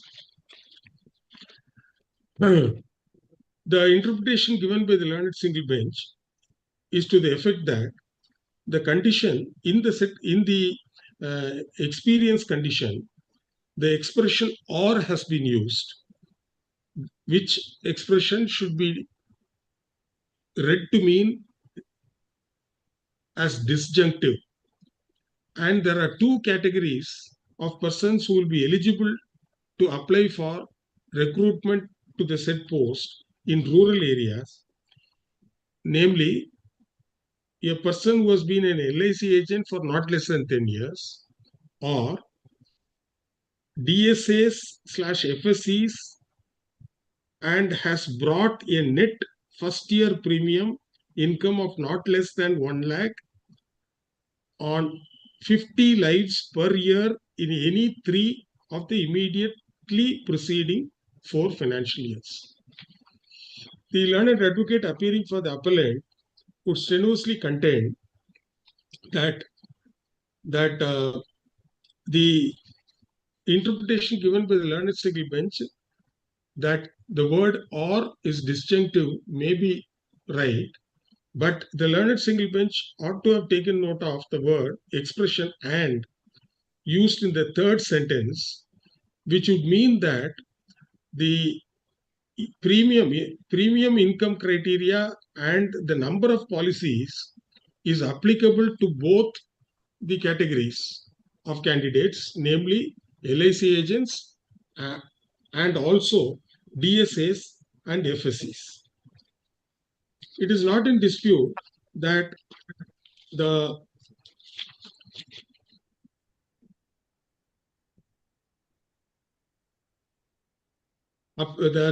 respondent petitioner had been listed, it is not in dispute that the name of the respondent petitioner finds place in the select list under general (UR) category including SC/ST/OBC/EWS merit within bracket LIC agent / other than agent, and his name has been shown in serial number 2.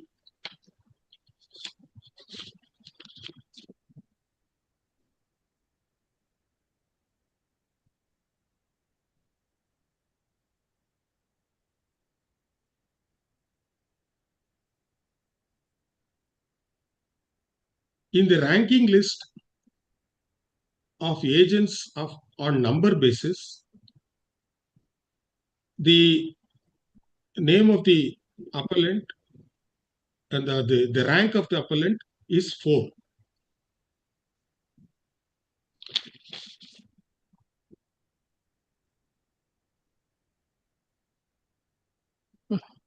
Insofar as the quantum of business which was canvassed by the Centurion agents of Team Purulia, the rank of the respondent writ petitioner is 4 for the financial year 2022-23.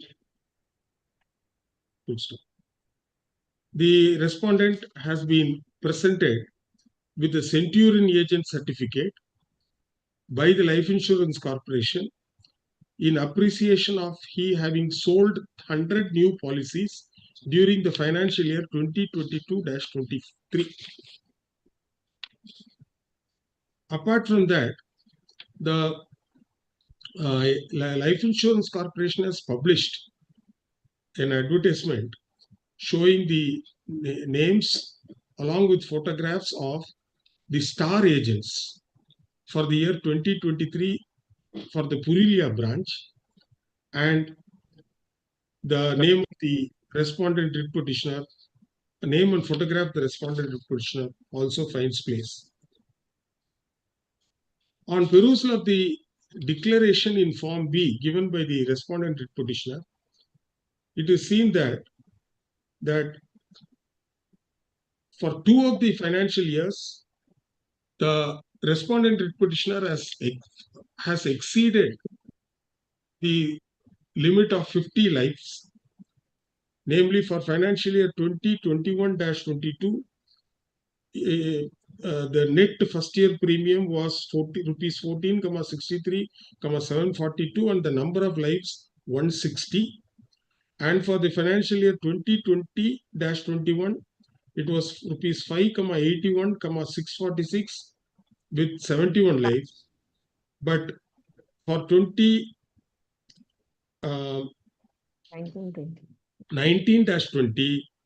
the amount of first year premium was rupees 3,62,255 with 37 lives, and there is a shortfall.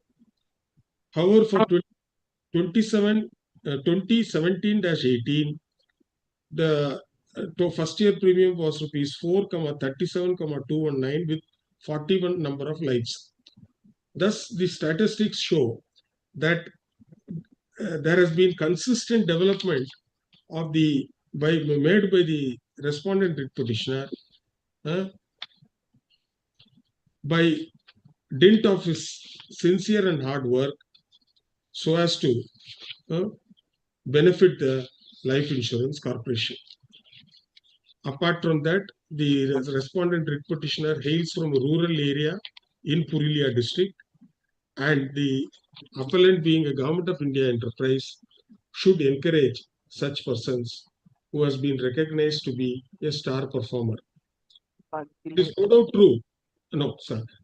The apprehension of the appellant is cannot be brushed aside, as such interpretation, as the interpretation given by the learned judge, if allowed to stand, it may impact the selection process in other states as well. Thus, considering the peculiar facts and circumstances of the case, we are of the view that the respondent writ petitioner should be given employment in the post of, what is the post called? The post of apprentice development officer. Apprentice Development Officer, uh, uh, um, um, as his name finds place in the merit list. However, the findings rendered by the learned single bench cannot be treated as a precedent and shall be restricted only in the case of the respondent writ petitioner, and no other person can rely upon such finding to advance his case. With the above observation, the appeal stands disposed of, and the appellants are directed to comply with the direction issued by the learned single bench within a period of 4 weeks from the date of receipt of the server copy of this judgment and order. Order. Furthermore, we note during the pendency of the writ petition, pursuant to an interim order dated 18 September 2023, one post has been kept vacant. Therefore, the appellant corporation is directed to appoint the respondent writ petitioner in such post which has been kept vacant within a period of how much time I said? 3 weeks. 4 weeks would be good. 4 weeks. 4 weeks. Within week of 4 weeks from the date of receipt of the server copy judgment. Yes, thank you. Highly grateful, Your Lordship. Item number 4. Your Lordship, I am for the Lord, I am for the applicant. This is my affidavit of service. My Lord, the petitioner For the appeared respondent, the selection process. He qualified the written examination. Thereafter, he called for the physical measurement test. My Lord, in the physical measurement test, he was found that his height parameter not in the permissible limit. My Lord, they have rejected the candidature on the same ground. On the very next day, he preferred an appeal before the appellate authority through email, but that has not been considered. My Lord, the petitioner filed this writ application annexing the document of the earlier selection process, which was initiated in the year 2022 and 2018. He found fit by the similar authority, as well as the army authority also found him the height measurement 170 centimeter, which is within the permissible parameters. My Lord, challenging this thing, my Lord, the appellant filed a writ application. The writ application was dismissed on the ground that the appellant seek for the relaxation clause as mentioned in the medical standard 2D. My Lord, in the entire writ application, it has not been done. My Lord, only the appellant preferred prayed before the honorable single bench that for remeasurement. My Lord, your lordships already held on 16th one matter, my Lord, and directed that. Please. In the you said in the previous selection, his height criteria was fulfilled. Where is that? My Lord, that page is, my Lord, kindly come to page 49 of my stay application, 49. Sir, what do you say, sir? Sir, page 49, it says 171 centimeters. Height is the 171 centimeter. It is within the parameter. But in 45, it says 169.1. This year. This rejection slip is the one this year. Sir, in that time, because he couldn't qualify in the running race. Malad? Page 49, your client did not qualify in the running race, but... Yes, but the height parameter has qualified. And you see page 51, it is 170. And where yes, is 51 the 18 selection process. I have qualified the height. Where is your appeal petition? Yes, that is my Lord, page.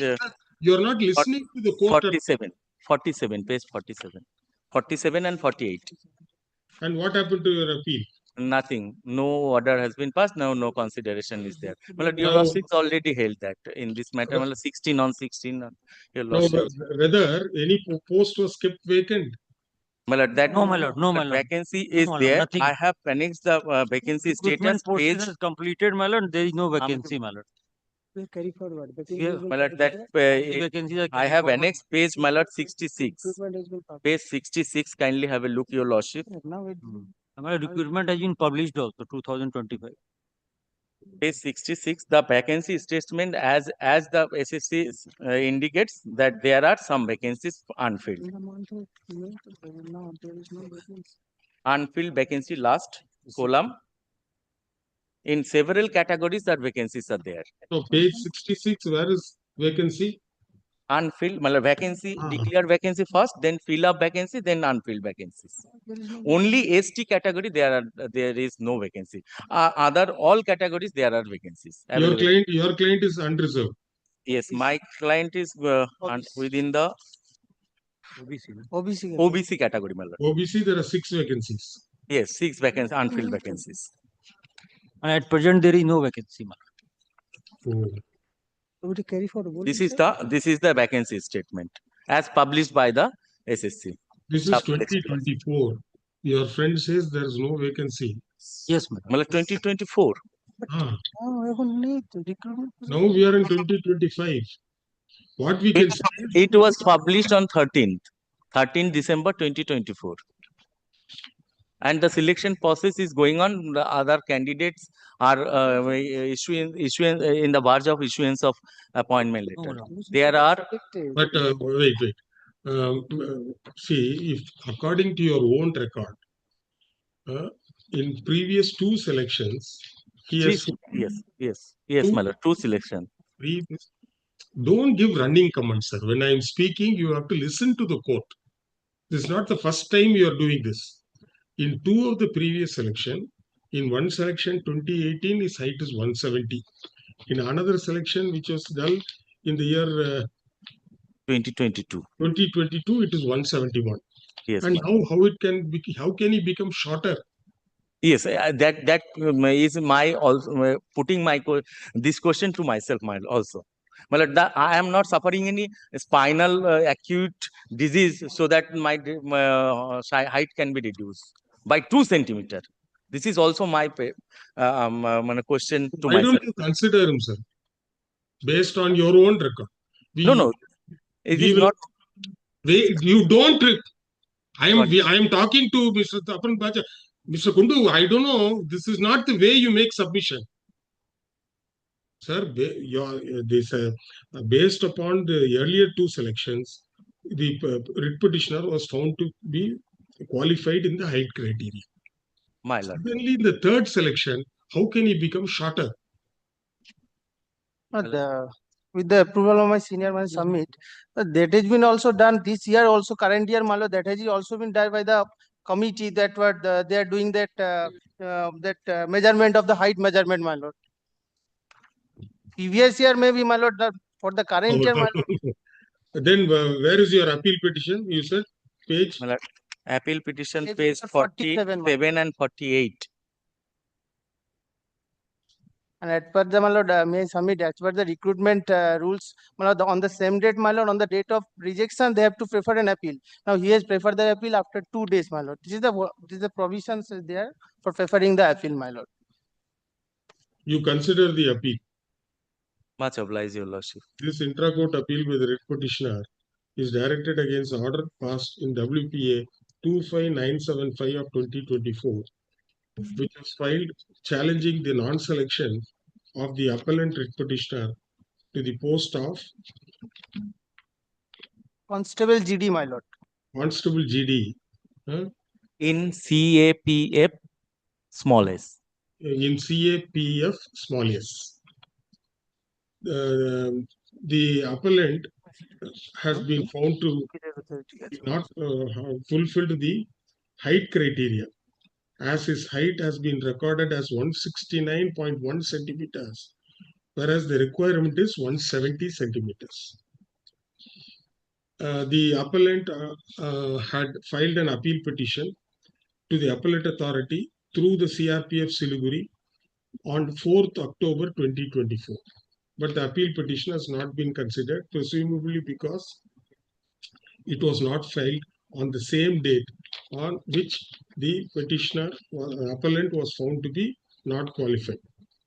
Under normal circumstances, the court will not interfere with such recruitment process, especially when it is for a uniformed service. However, the facts in the present case persuades us to exercise discretion in favor of the appellant, and we are inclined to issue appropriate direction to consider to the appellate authority to consider the appellant's appeal petition. The reason which persuaded us to do so is by taking note of the two earlier selections in which the appellant had participated for the very same post. In the selection which was held in the year 2019, the appellant was found qualified with regard to the height criteria, and it has been recorded that his height is 170 centimeters. However, for some other reason, he was not qualified. Subsequently, in 2022, the appellant participated in the selection, and the height of the appellant has been recorded as 171 centimeters.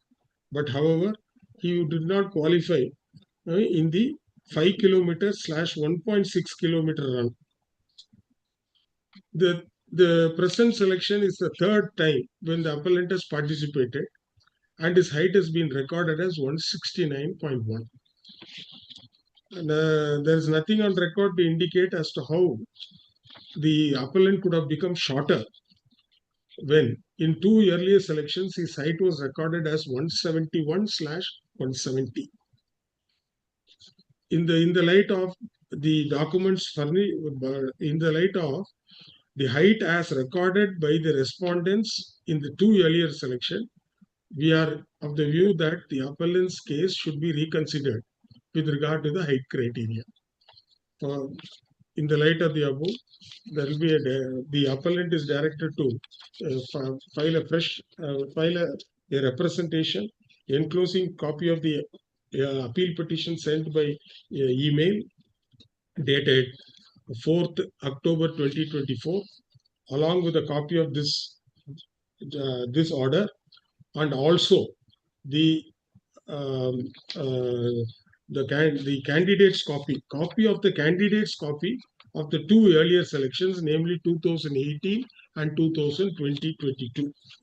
The appellant is directed to submit such representation to Respondent number 6. Respondent number 6. To the sixth respondent within 2 weeks from the date of receipt of the server copy of this order, and on receipt of the same, the sixth respondent shall consider the appeal petition on merits and in accordance with law within a period of 8 weeks therefrom, and communicate a recent order to the appellant by registered post/speed post.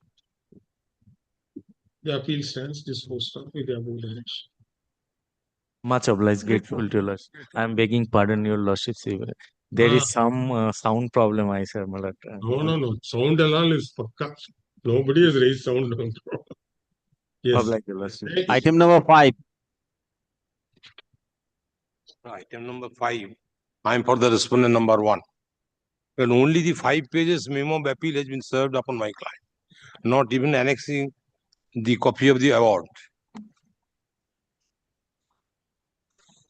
Here also nothing has been filed. And copy of the depositions, nothing has been served upon my client. But nobody is appearing, sir. Earlier also, what happened? Gopal Das Mukherjee. Ask him to come.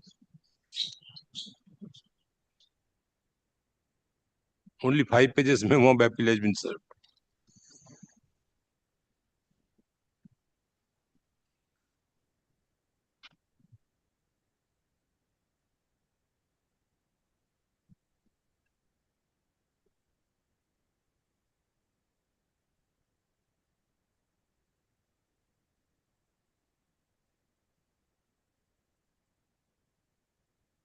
On what ground their claim petition was dismissed? Lord, he committed suicide. It's a case of complete, Lord, he committed suicide. Probably on account of work pressure.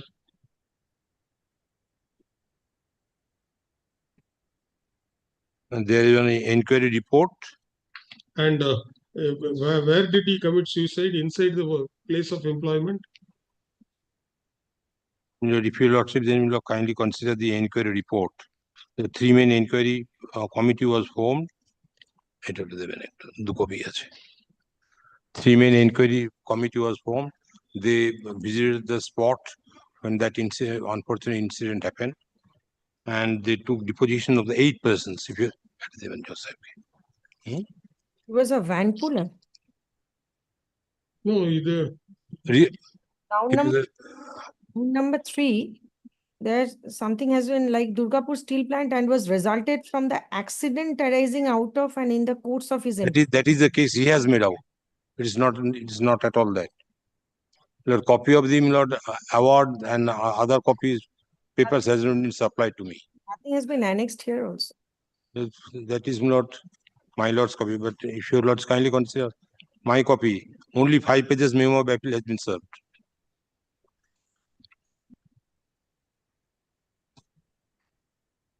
All right, we'll adjourn it. We won't dismiss it. None appears for the appellant. Mr. So appears for Mr. Lakshmikanta Paul appears for respondent number 1. List the matter after 3 weeks under the same caption. Probably he is not aware that we will take up this list at 12 noon.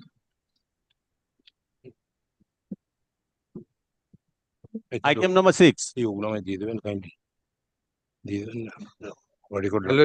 Item 6, insurance company is the appellant before your lordship.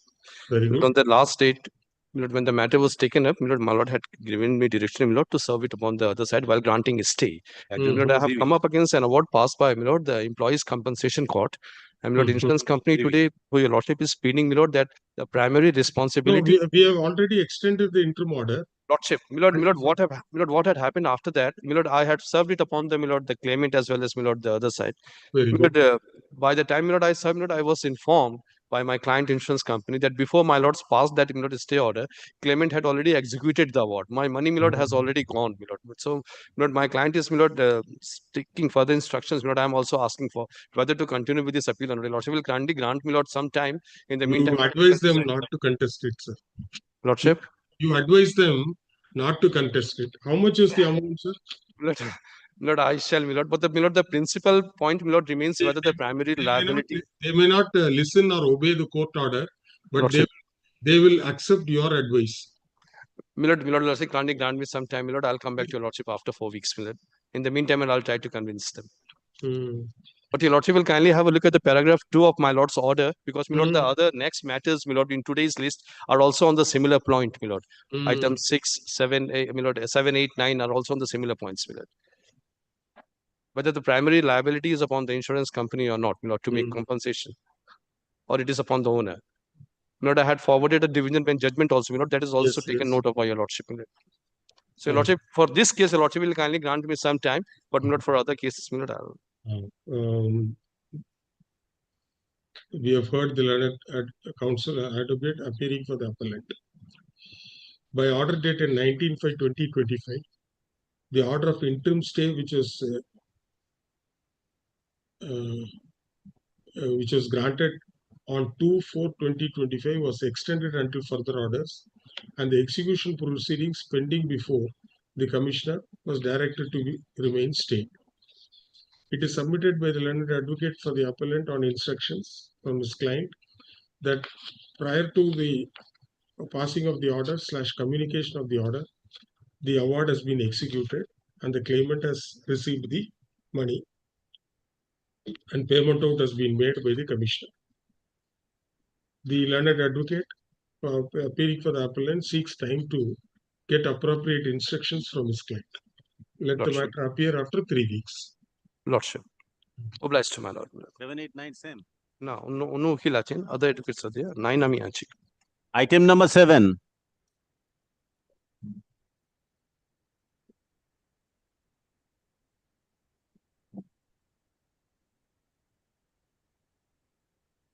Item number 7. None appears. None appears for the appellant. List after 2 weeks. Item number 8. Lordship, I am for the appellant. This is insurance company's appeal, Lordship. As per your Lordship's earlier order, I have served upon the other opposite parties, but it has come to return with the endorsement, Lordship. No such person in the address returned to sender. This is my affidavit of service, Lordship. Then what you do is you take substituted service by paper publication or something. Substitute. This is the address provided in the claim petition, Lordship. I have served upon all the parties, Lordship. But it says no such person. That is the address they have provided. Then you take substituted service. What is the procedure here? Lordship, this is, I have challenged and impugned or judgment and order. What is the procedure for taking substituted service? Normally, paper publication, as per the civil procedure code, paper publication is. And who is the advocate who appeared for the claimant before the commissioner? One Bishwajit Chatterjee. If your Lordship directs me, this is a case of workman compensation court, Durgapur, Lordship. If your Lordship directs me, then I can serve upon this learned advocate of the claimants over there. It is Ayub Ansari. And your client was opposite party number 2. Already. Yes, Lordship. We have heard the learned. One is the employer and the 2 is the. We have heard the learned advocate appearing for the appellant insurance company. The notice sent to the respondent claimant has returned with a postal endorsement that no such person. It is submitted by the learned advocate for the appellant that the notice was sent to the address given in the claim petition. Since in the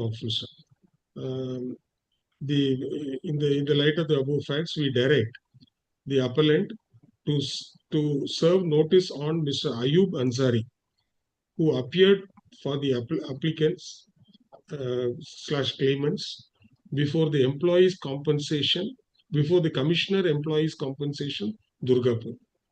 And affidavit of service shall also be filed. Similarly, the appellant shall also serve notice on Srimati Mandipya Malakara and Qazi Mohammad Hossain, who appeared for the employer before the commissioner employees compensation, Durgapur. And affidavit of service be filed. List the matter after 3 weeks. Item number 9. My lord, item number 9, my lord, I am for the appellant insurer. My lord, this is similar to item number 6, my lord, wherein my lord, insurance company, my lord, disputes, my lord, its primary liability of payment upon to the payment of compensation to the claimant. My lord, the insurer says that it should be the liability of the, my lord, owner of the vehicle, or my lord, or the, my lord, the insured to make payment, and then thereafter insurance company would reimburse. Your lordship kindly recollects, my lord, item number 6, my lord, order, my lord, wherein my lord had been kind enough to grant a stay of the operation of, my lord, this further. Notice has been served on the respondent. Lordship, may I humbly pray one thing, my lord. My lord, by the time, my lord, this service goes to them, my lord, and I come back to your lordship, my lord. My lord, I apprehend, my lord, this money, my lord, is taken away by way of execution. Lordship will kindly grant me limited stay. I'll serve and I'll come back to your lordship, my lord. See, the procedure in Calcutta High Court is advance service of advance notice. How can we dispense with that? By now, you could have served notice. We will give you 1 week time. Lordship. That notice be served on the respondent claimant within a week. List next week under the same caption. Oh, bless to my lord. Item number 10. Appearing on behalf of the appellant petition. Item number 10, my lord, I appear for the applicant. My This lord, is that I am matter. appearing for the state, my lord, led by Mr. Ghalib. Yesterday, my lord, this matter was State, taken up. could we submit a report about the. No. First of all, my lord, my application kindly sees the last order, my lord, where your lordship has directed the parties to exchange affidavit. My lord, this is regarding the forged signatures, which have been, my lord, they are in the Vakalatnama, and we have questioned on 2 counts. First is, my lord, the signatures of few of the writ petitioners were forged. They were not there. They have my lord, filed a declaration, and we have annexed it to our application. This is number 1. Number 2 is, my lord, we have not been made a party respondent, though, my lord, the order of your lordship, which does not, my lord, direct the BL and LRO, my lord, to demolish my building, that has been done with the help of the bulldozer and police. Now, my lord, your lordship has deprecated the bulldozer action, and directed the petitioner to file opposition to my application for addition of party and for vacating.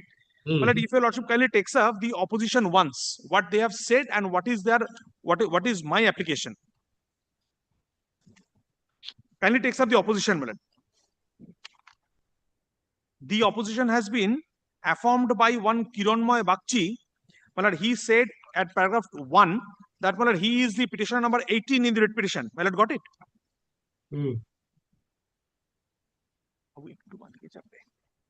Thank you. Yes. Now, my lord, your lordship kindly sees. Now your lordship kindly sees what he has said. Paragraph 4. The petitioner in the instant writ application, are the original writ petitioners number 1, 2, 17, 21, 24, 27, 28 in WPA 44 of 2025. Then the petition number 1, 2, 17, 21, 22, 24, 27, 28 had put their signature on the Vakalatnama pursuant to a joint meeting held for the purpose of filing of the writ petition by way of a public interest litigation. Then the Vakalatnama was handed over by the learned advocate Nobonita Chatterjee to Lipika Das.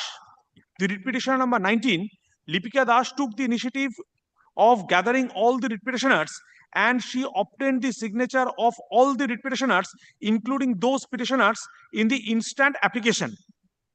Then, after obtaining the signature of the writ petitioners, the same were handed over to Nobonita Chatterjee advocate for filing the public interest litigation, which was so filed and registered being WPS so and so. Now your lordship kindly sees the writ petitioner. How many writ petitioners were there? My lord kindly takes up my application for vacating.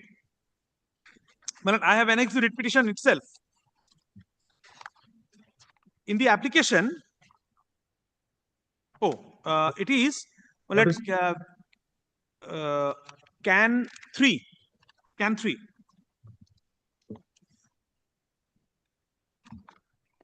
I'm sorry, my lord, your lordship kindly take can 2. My lord, the additional party application. Can 3 the vacating. Now, additional party. First, additional party, your lordship kindly sees. My lord, there are 30 writ petitioners. 30 writ petitioners, yes. 30. Yes. Now your lordship kindly sees, well, once again, the affidavit in opposition, what they have mentioned in paragraph 4A. Well, they are taking the responsibility of the signatures of 1, 2, 17, 21, 22, 24, 27, 28. But what about petition number 3, Shukumar Vishwas? No, their government is the Vakalatnama was handed over by the learned advocate to Lipika Das, yes. Number 19. She took the initiative of gathering all the signatures and gave it back to the advocate. Yes, that is true. But if she has taken the initiative to sign to get the signatures of all the petitioners up to 30. Now, what about the signatures of petition number 3, then petition number 4, petition number 5? No. These signatures must be there. The original signatures. See, that's why in paragraph C they say the Vakalatnama was handed over to learned advocate by the learned advocate to Lipika Das. Lipika Das is one of the petitioner. Lipika Das took the initiative of gathering all the petitioners and she obtained signature of all the writ petitioners, including those of the petitioners of the instant application. So therefore, you file a criminal complaint against Lipika Das, let the police investigate. I tell you, lordship, now what is my application is all about. Kindly sees once. The Lipika Das took the initiative of gathering all the writ petitioners and she obtained the signature of all the petitioners, including those of the petitioners in the instant writ petition. Absolutely. Now, your lordship kindly sees my application once. What is my application is all about? I have mentioned two things. That the applicant before your lordship, they have not signed in the petition. They have by way of an affidavit. That we cannot adjudicate here. Your lordship can direct the CID to investigate in this matter. No, my house has been broken. You lodge a complaint. You lodge a complaint we will direct them to investigate the matter. You lodge. My learned friend's clients has been broken due to it as unauthorized without having any sanctions. I have not finished. But No, no, I have not you been are made not a part.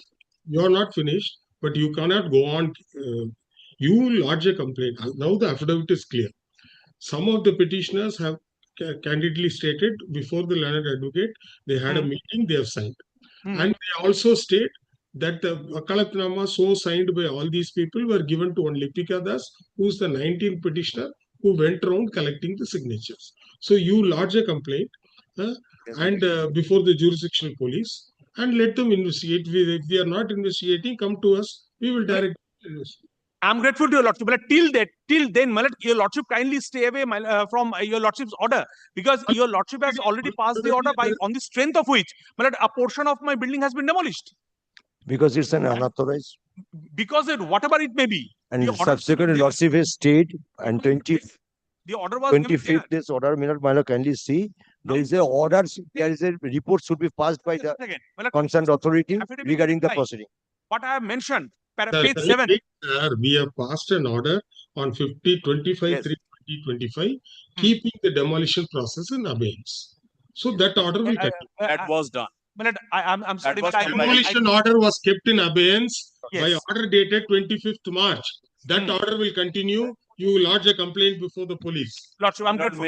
My lord, kindly appreciate order dated 25th March.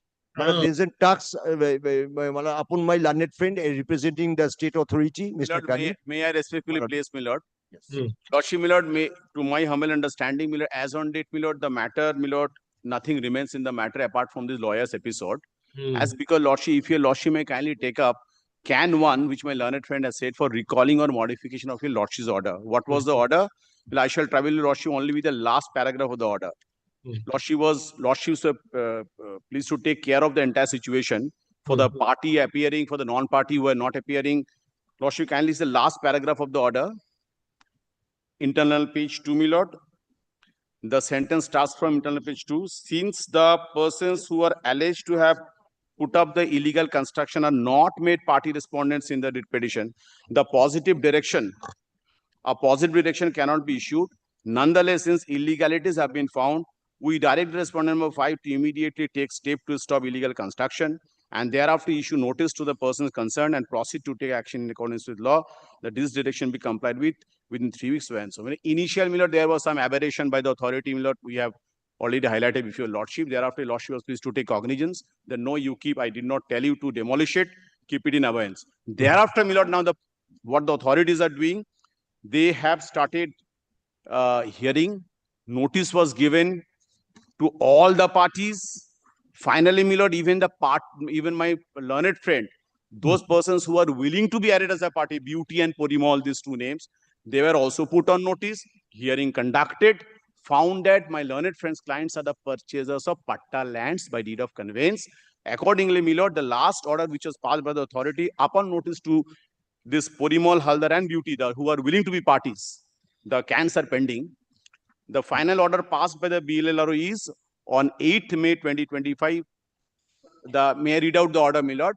Please. The order's case record is put up. Porimal, Haldar and Beauty Dash appeared. Jaya Brahma did not turn up. They are hard. They admitted that they have purchased the land and constructed the building. Certified copy of deed number so and so as provided by ADSR Shantipur confirms that Jaya Brahma was the original settlee. Sold out the patta land to Porimal, Haldar and Beauty Das, my learned friend's client. As per provision of section 49(1)(a) of the West Bengal Land Reforms Act, this patta is not transferable. A proposal for annulment of patta under section 49 subsection 2 of West Bengal Land Reforms Act will be submitted to the SDO Ranaghat. After annulment of the patta, a record will be corrected accordingly. The proceeding is hereby disposed of. That is the order dated 8th May 2025. Thereafter, this BDO, what he does, he writes to the SDO, that is the annulling authority, on 26th May 2025, that please proposal for annulment of patta in connection with WPN number so and so. This is what he has written. So, my humble submission with your lordship, since your lordship's direction, lordships had taken care of that you are to give this hearing to all the parties, non-appearing parties, appearing parties, thereafter take steps. So, the authorities have already taken steps upon giving opportunity hearing to the parties. Disposed of, now, nothing remains. So, my learned friend, what as on date, he has 3 cans, before Lord, 3 interlocutory applications. One is, my Lord, my learned friend, Mr. Bhattacharya. One is for addition of party of Beauty and Purimal, who are already heard and, my Lord, by the authority. That is can 2.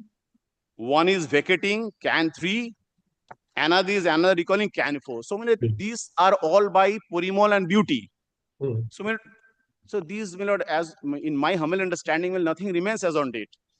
But the issue is being adjudicated by the state authority. No, Then the however, so far as put this report on record.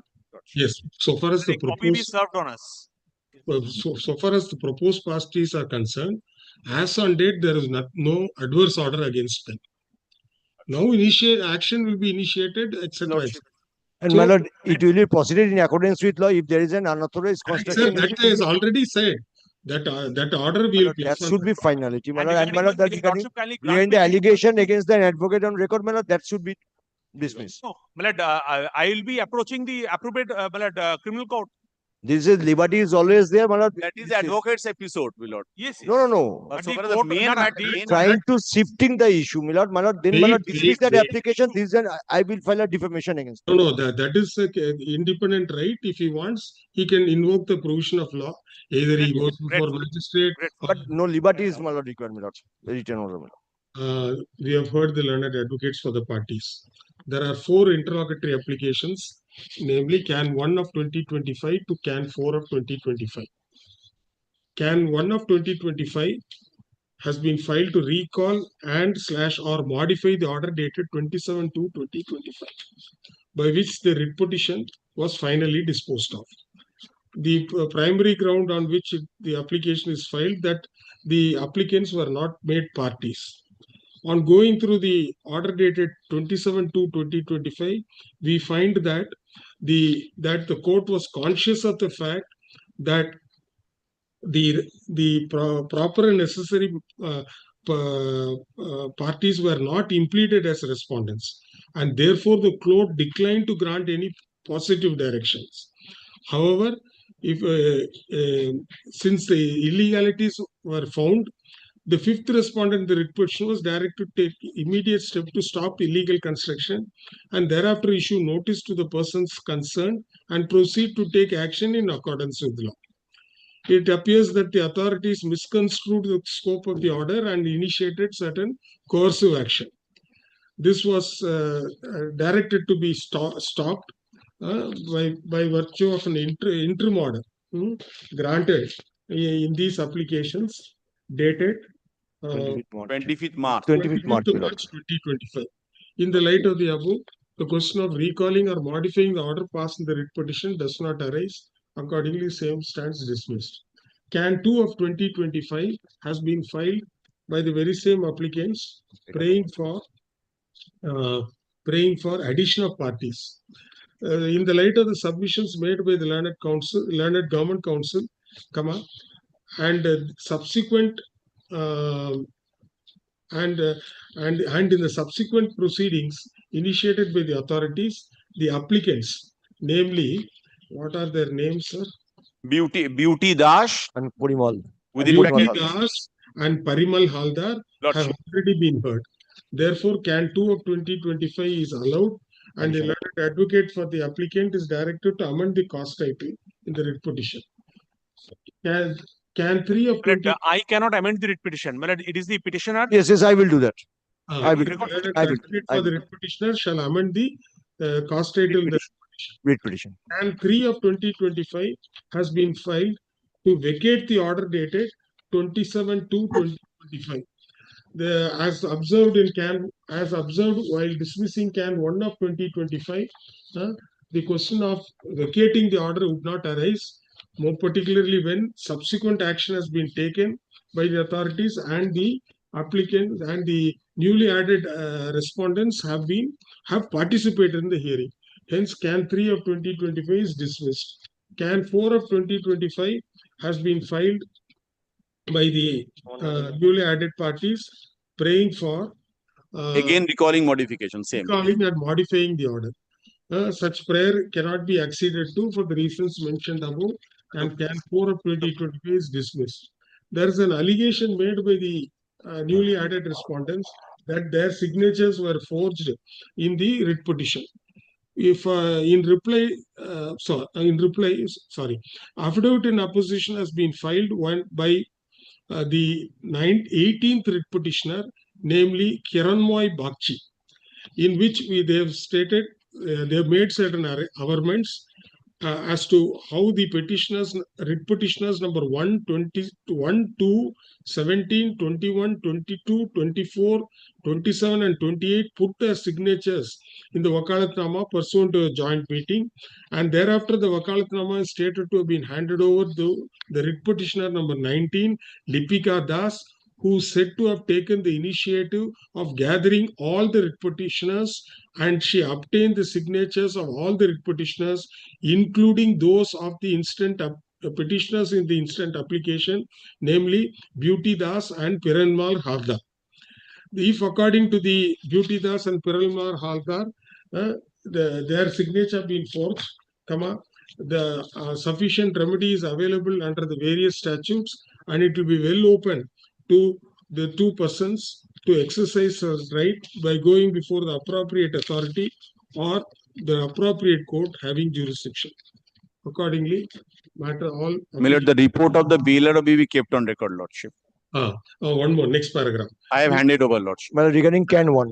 The learned Aduk Government Council has submitted that this court, while disposing of the writ petition, was conscious of the fact that the proper persons have not been implemented, and therefore no positive direction was issued. And subsequently, after the order was properly explained to the authorities have issued notices to parties, including to Beauty Das and Piralma Haldar, and they have participated in a hearing, and an order has also been passed. In this regard, a report has been submitted by the Block Land and Land Reforms Officer. Which place, sir? Milord, Shantipur, Nodia. Shantipur, Nodia, and the said report is placed on record. Lordship. Well, regarding Can 1, Milord. Can 1 dismiss, sir? My lord, I'm good. A copy may be given, the report. Here and now I'm giving. Yes. Thank you. We will stop with this, sir. Yes, my lord. This is all for today. I've already given, Lordship. Thank you. Lordship. Mr. Kaushik, you are up. My lord, the next item, I am for the respondent. This is an appeal filed by the SLSA. We are suffering an interim order. Oh. So we'll take it up on next date. My lord. Otherwise, I am ready with the matter, my lord. Okay. My lord, next day. Next week we'll take. I'm deeply impressed. Thank you, Chatterjee.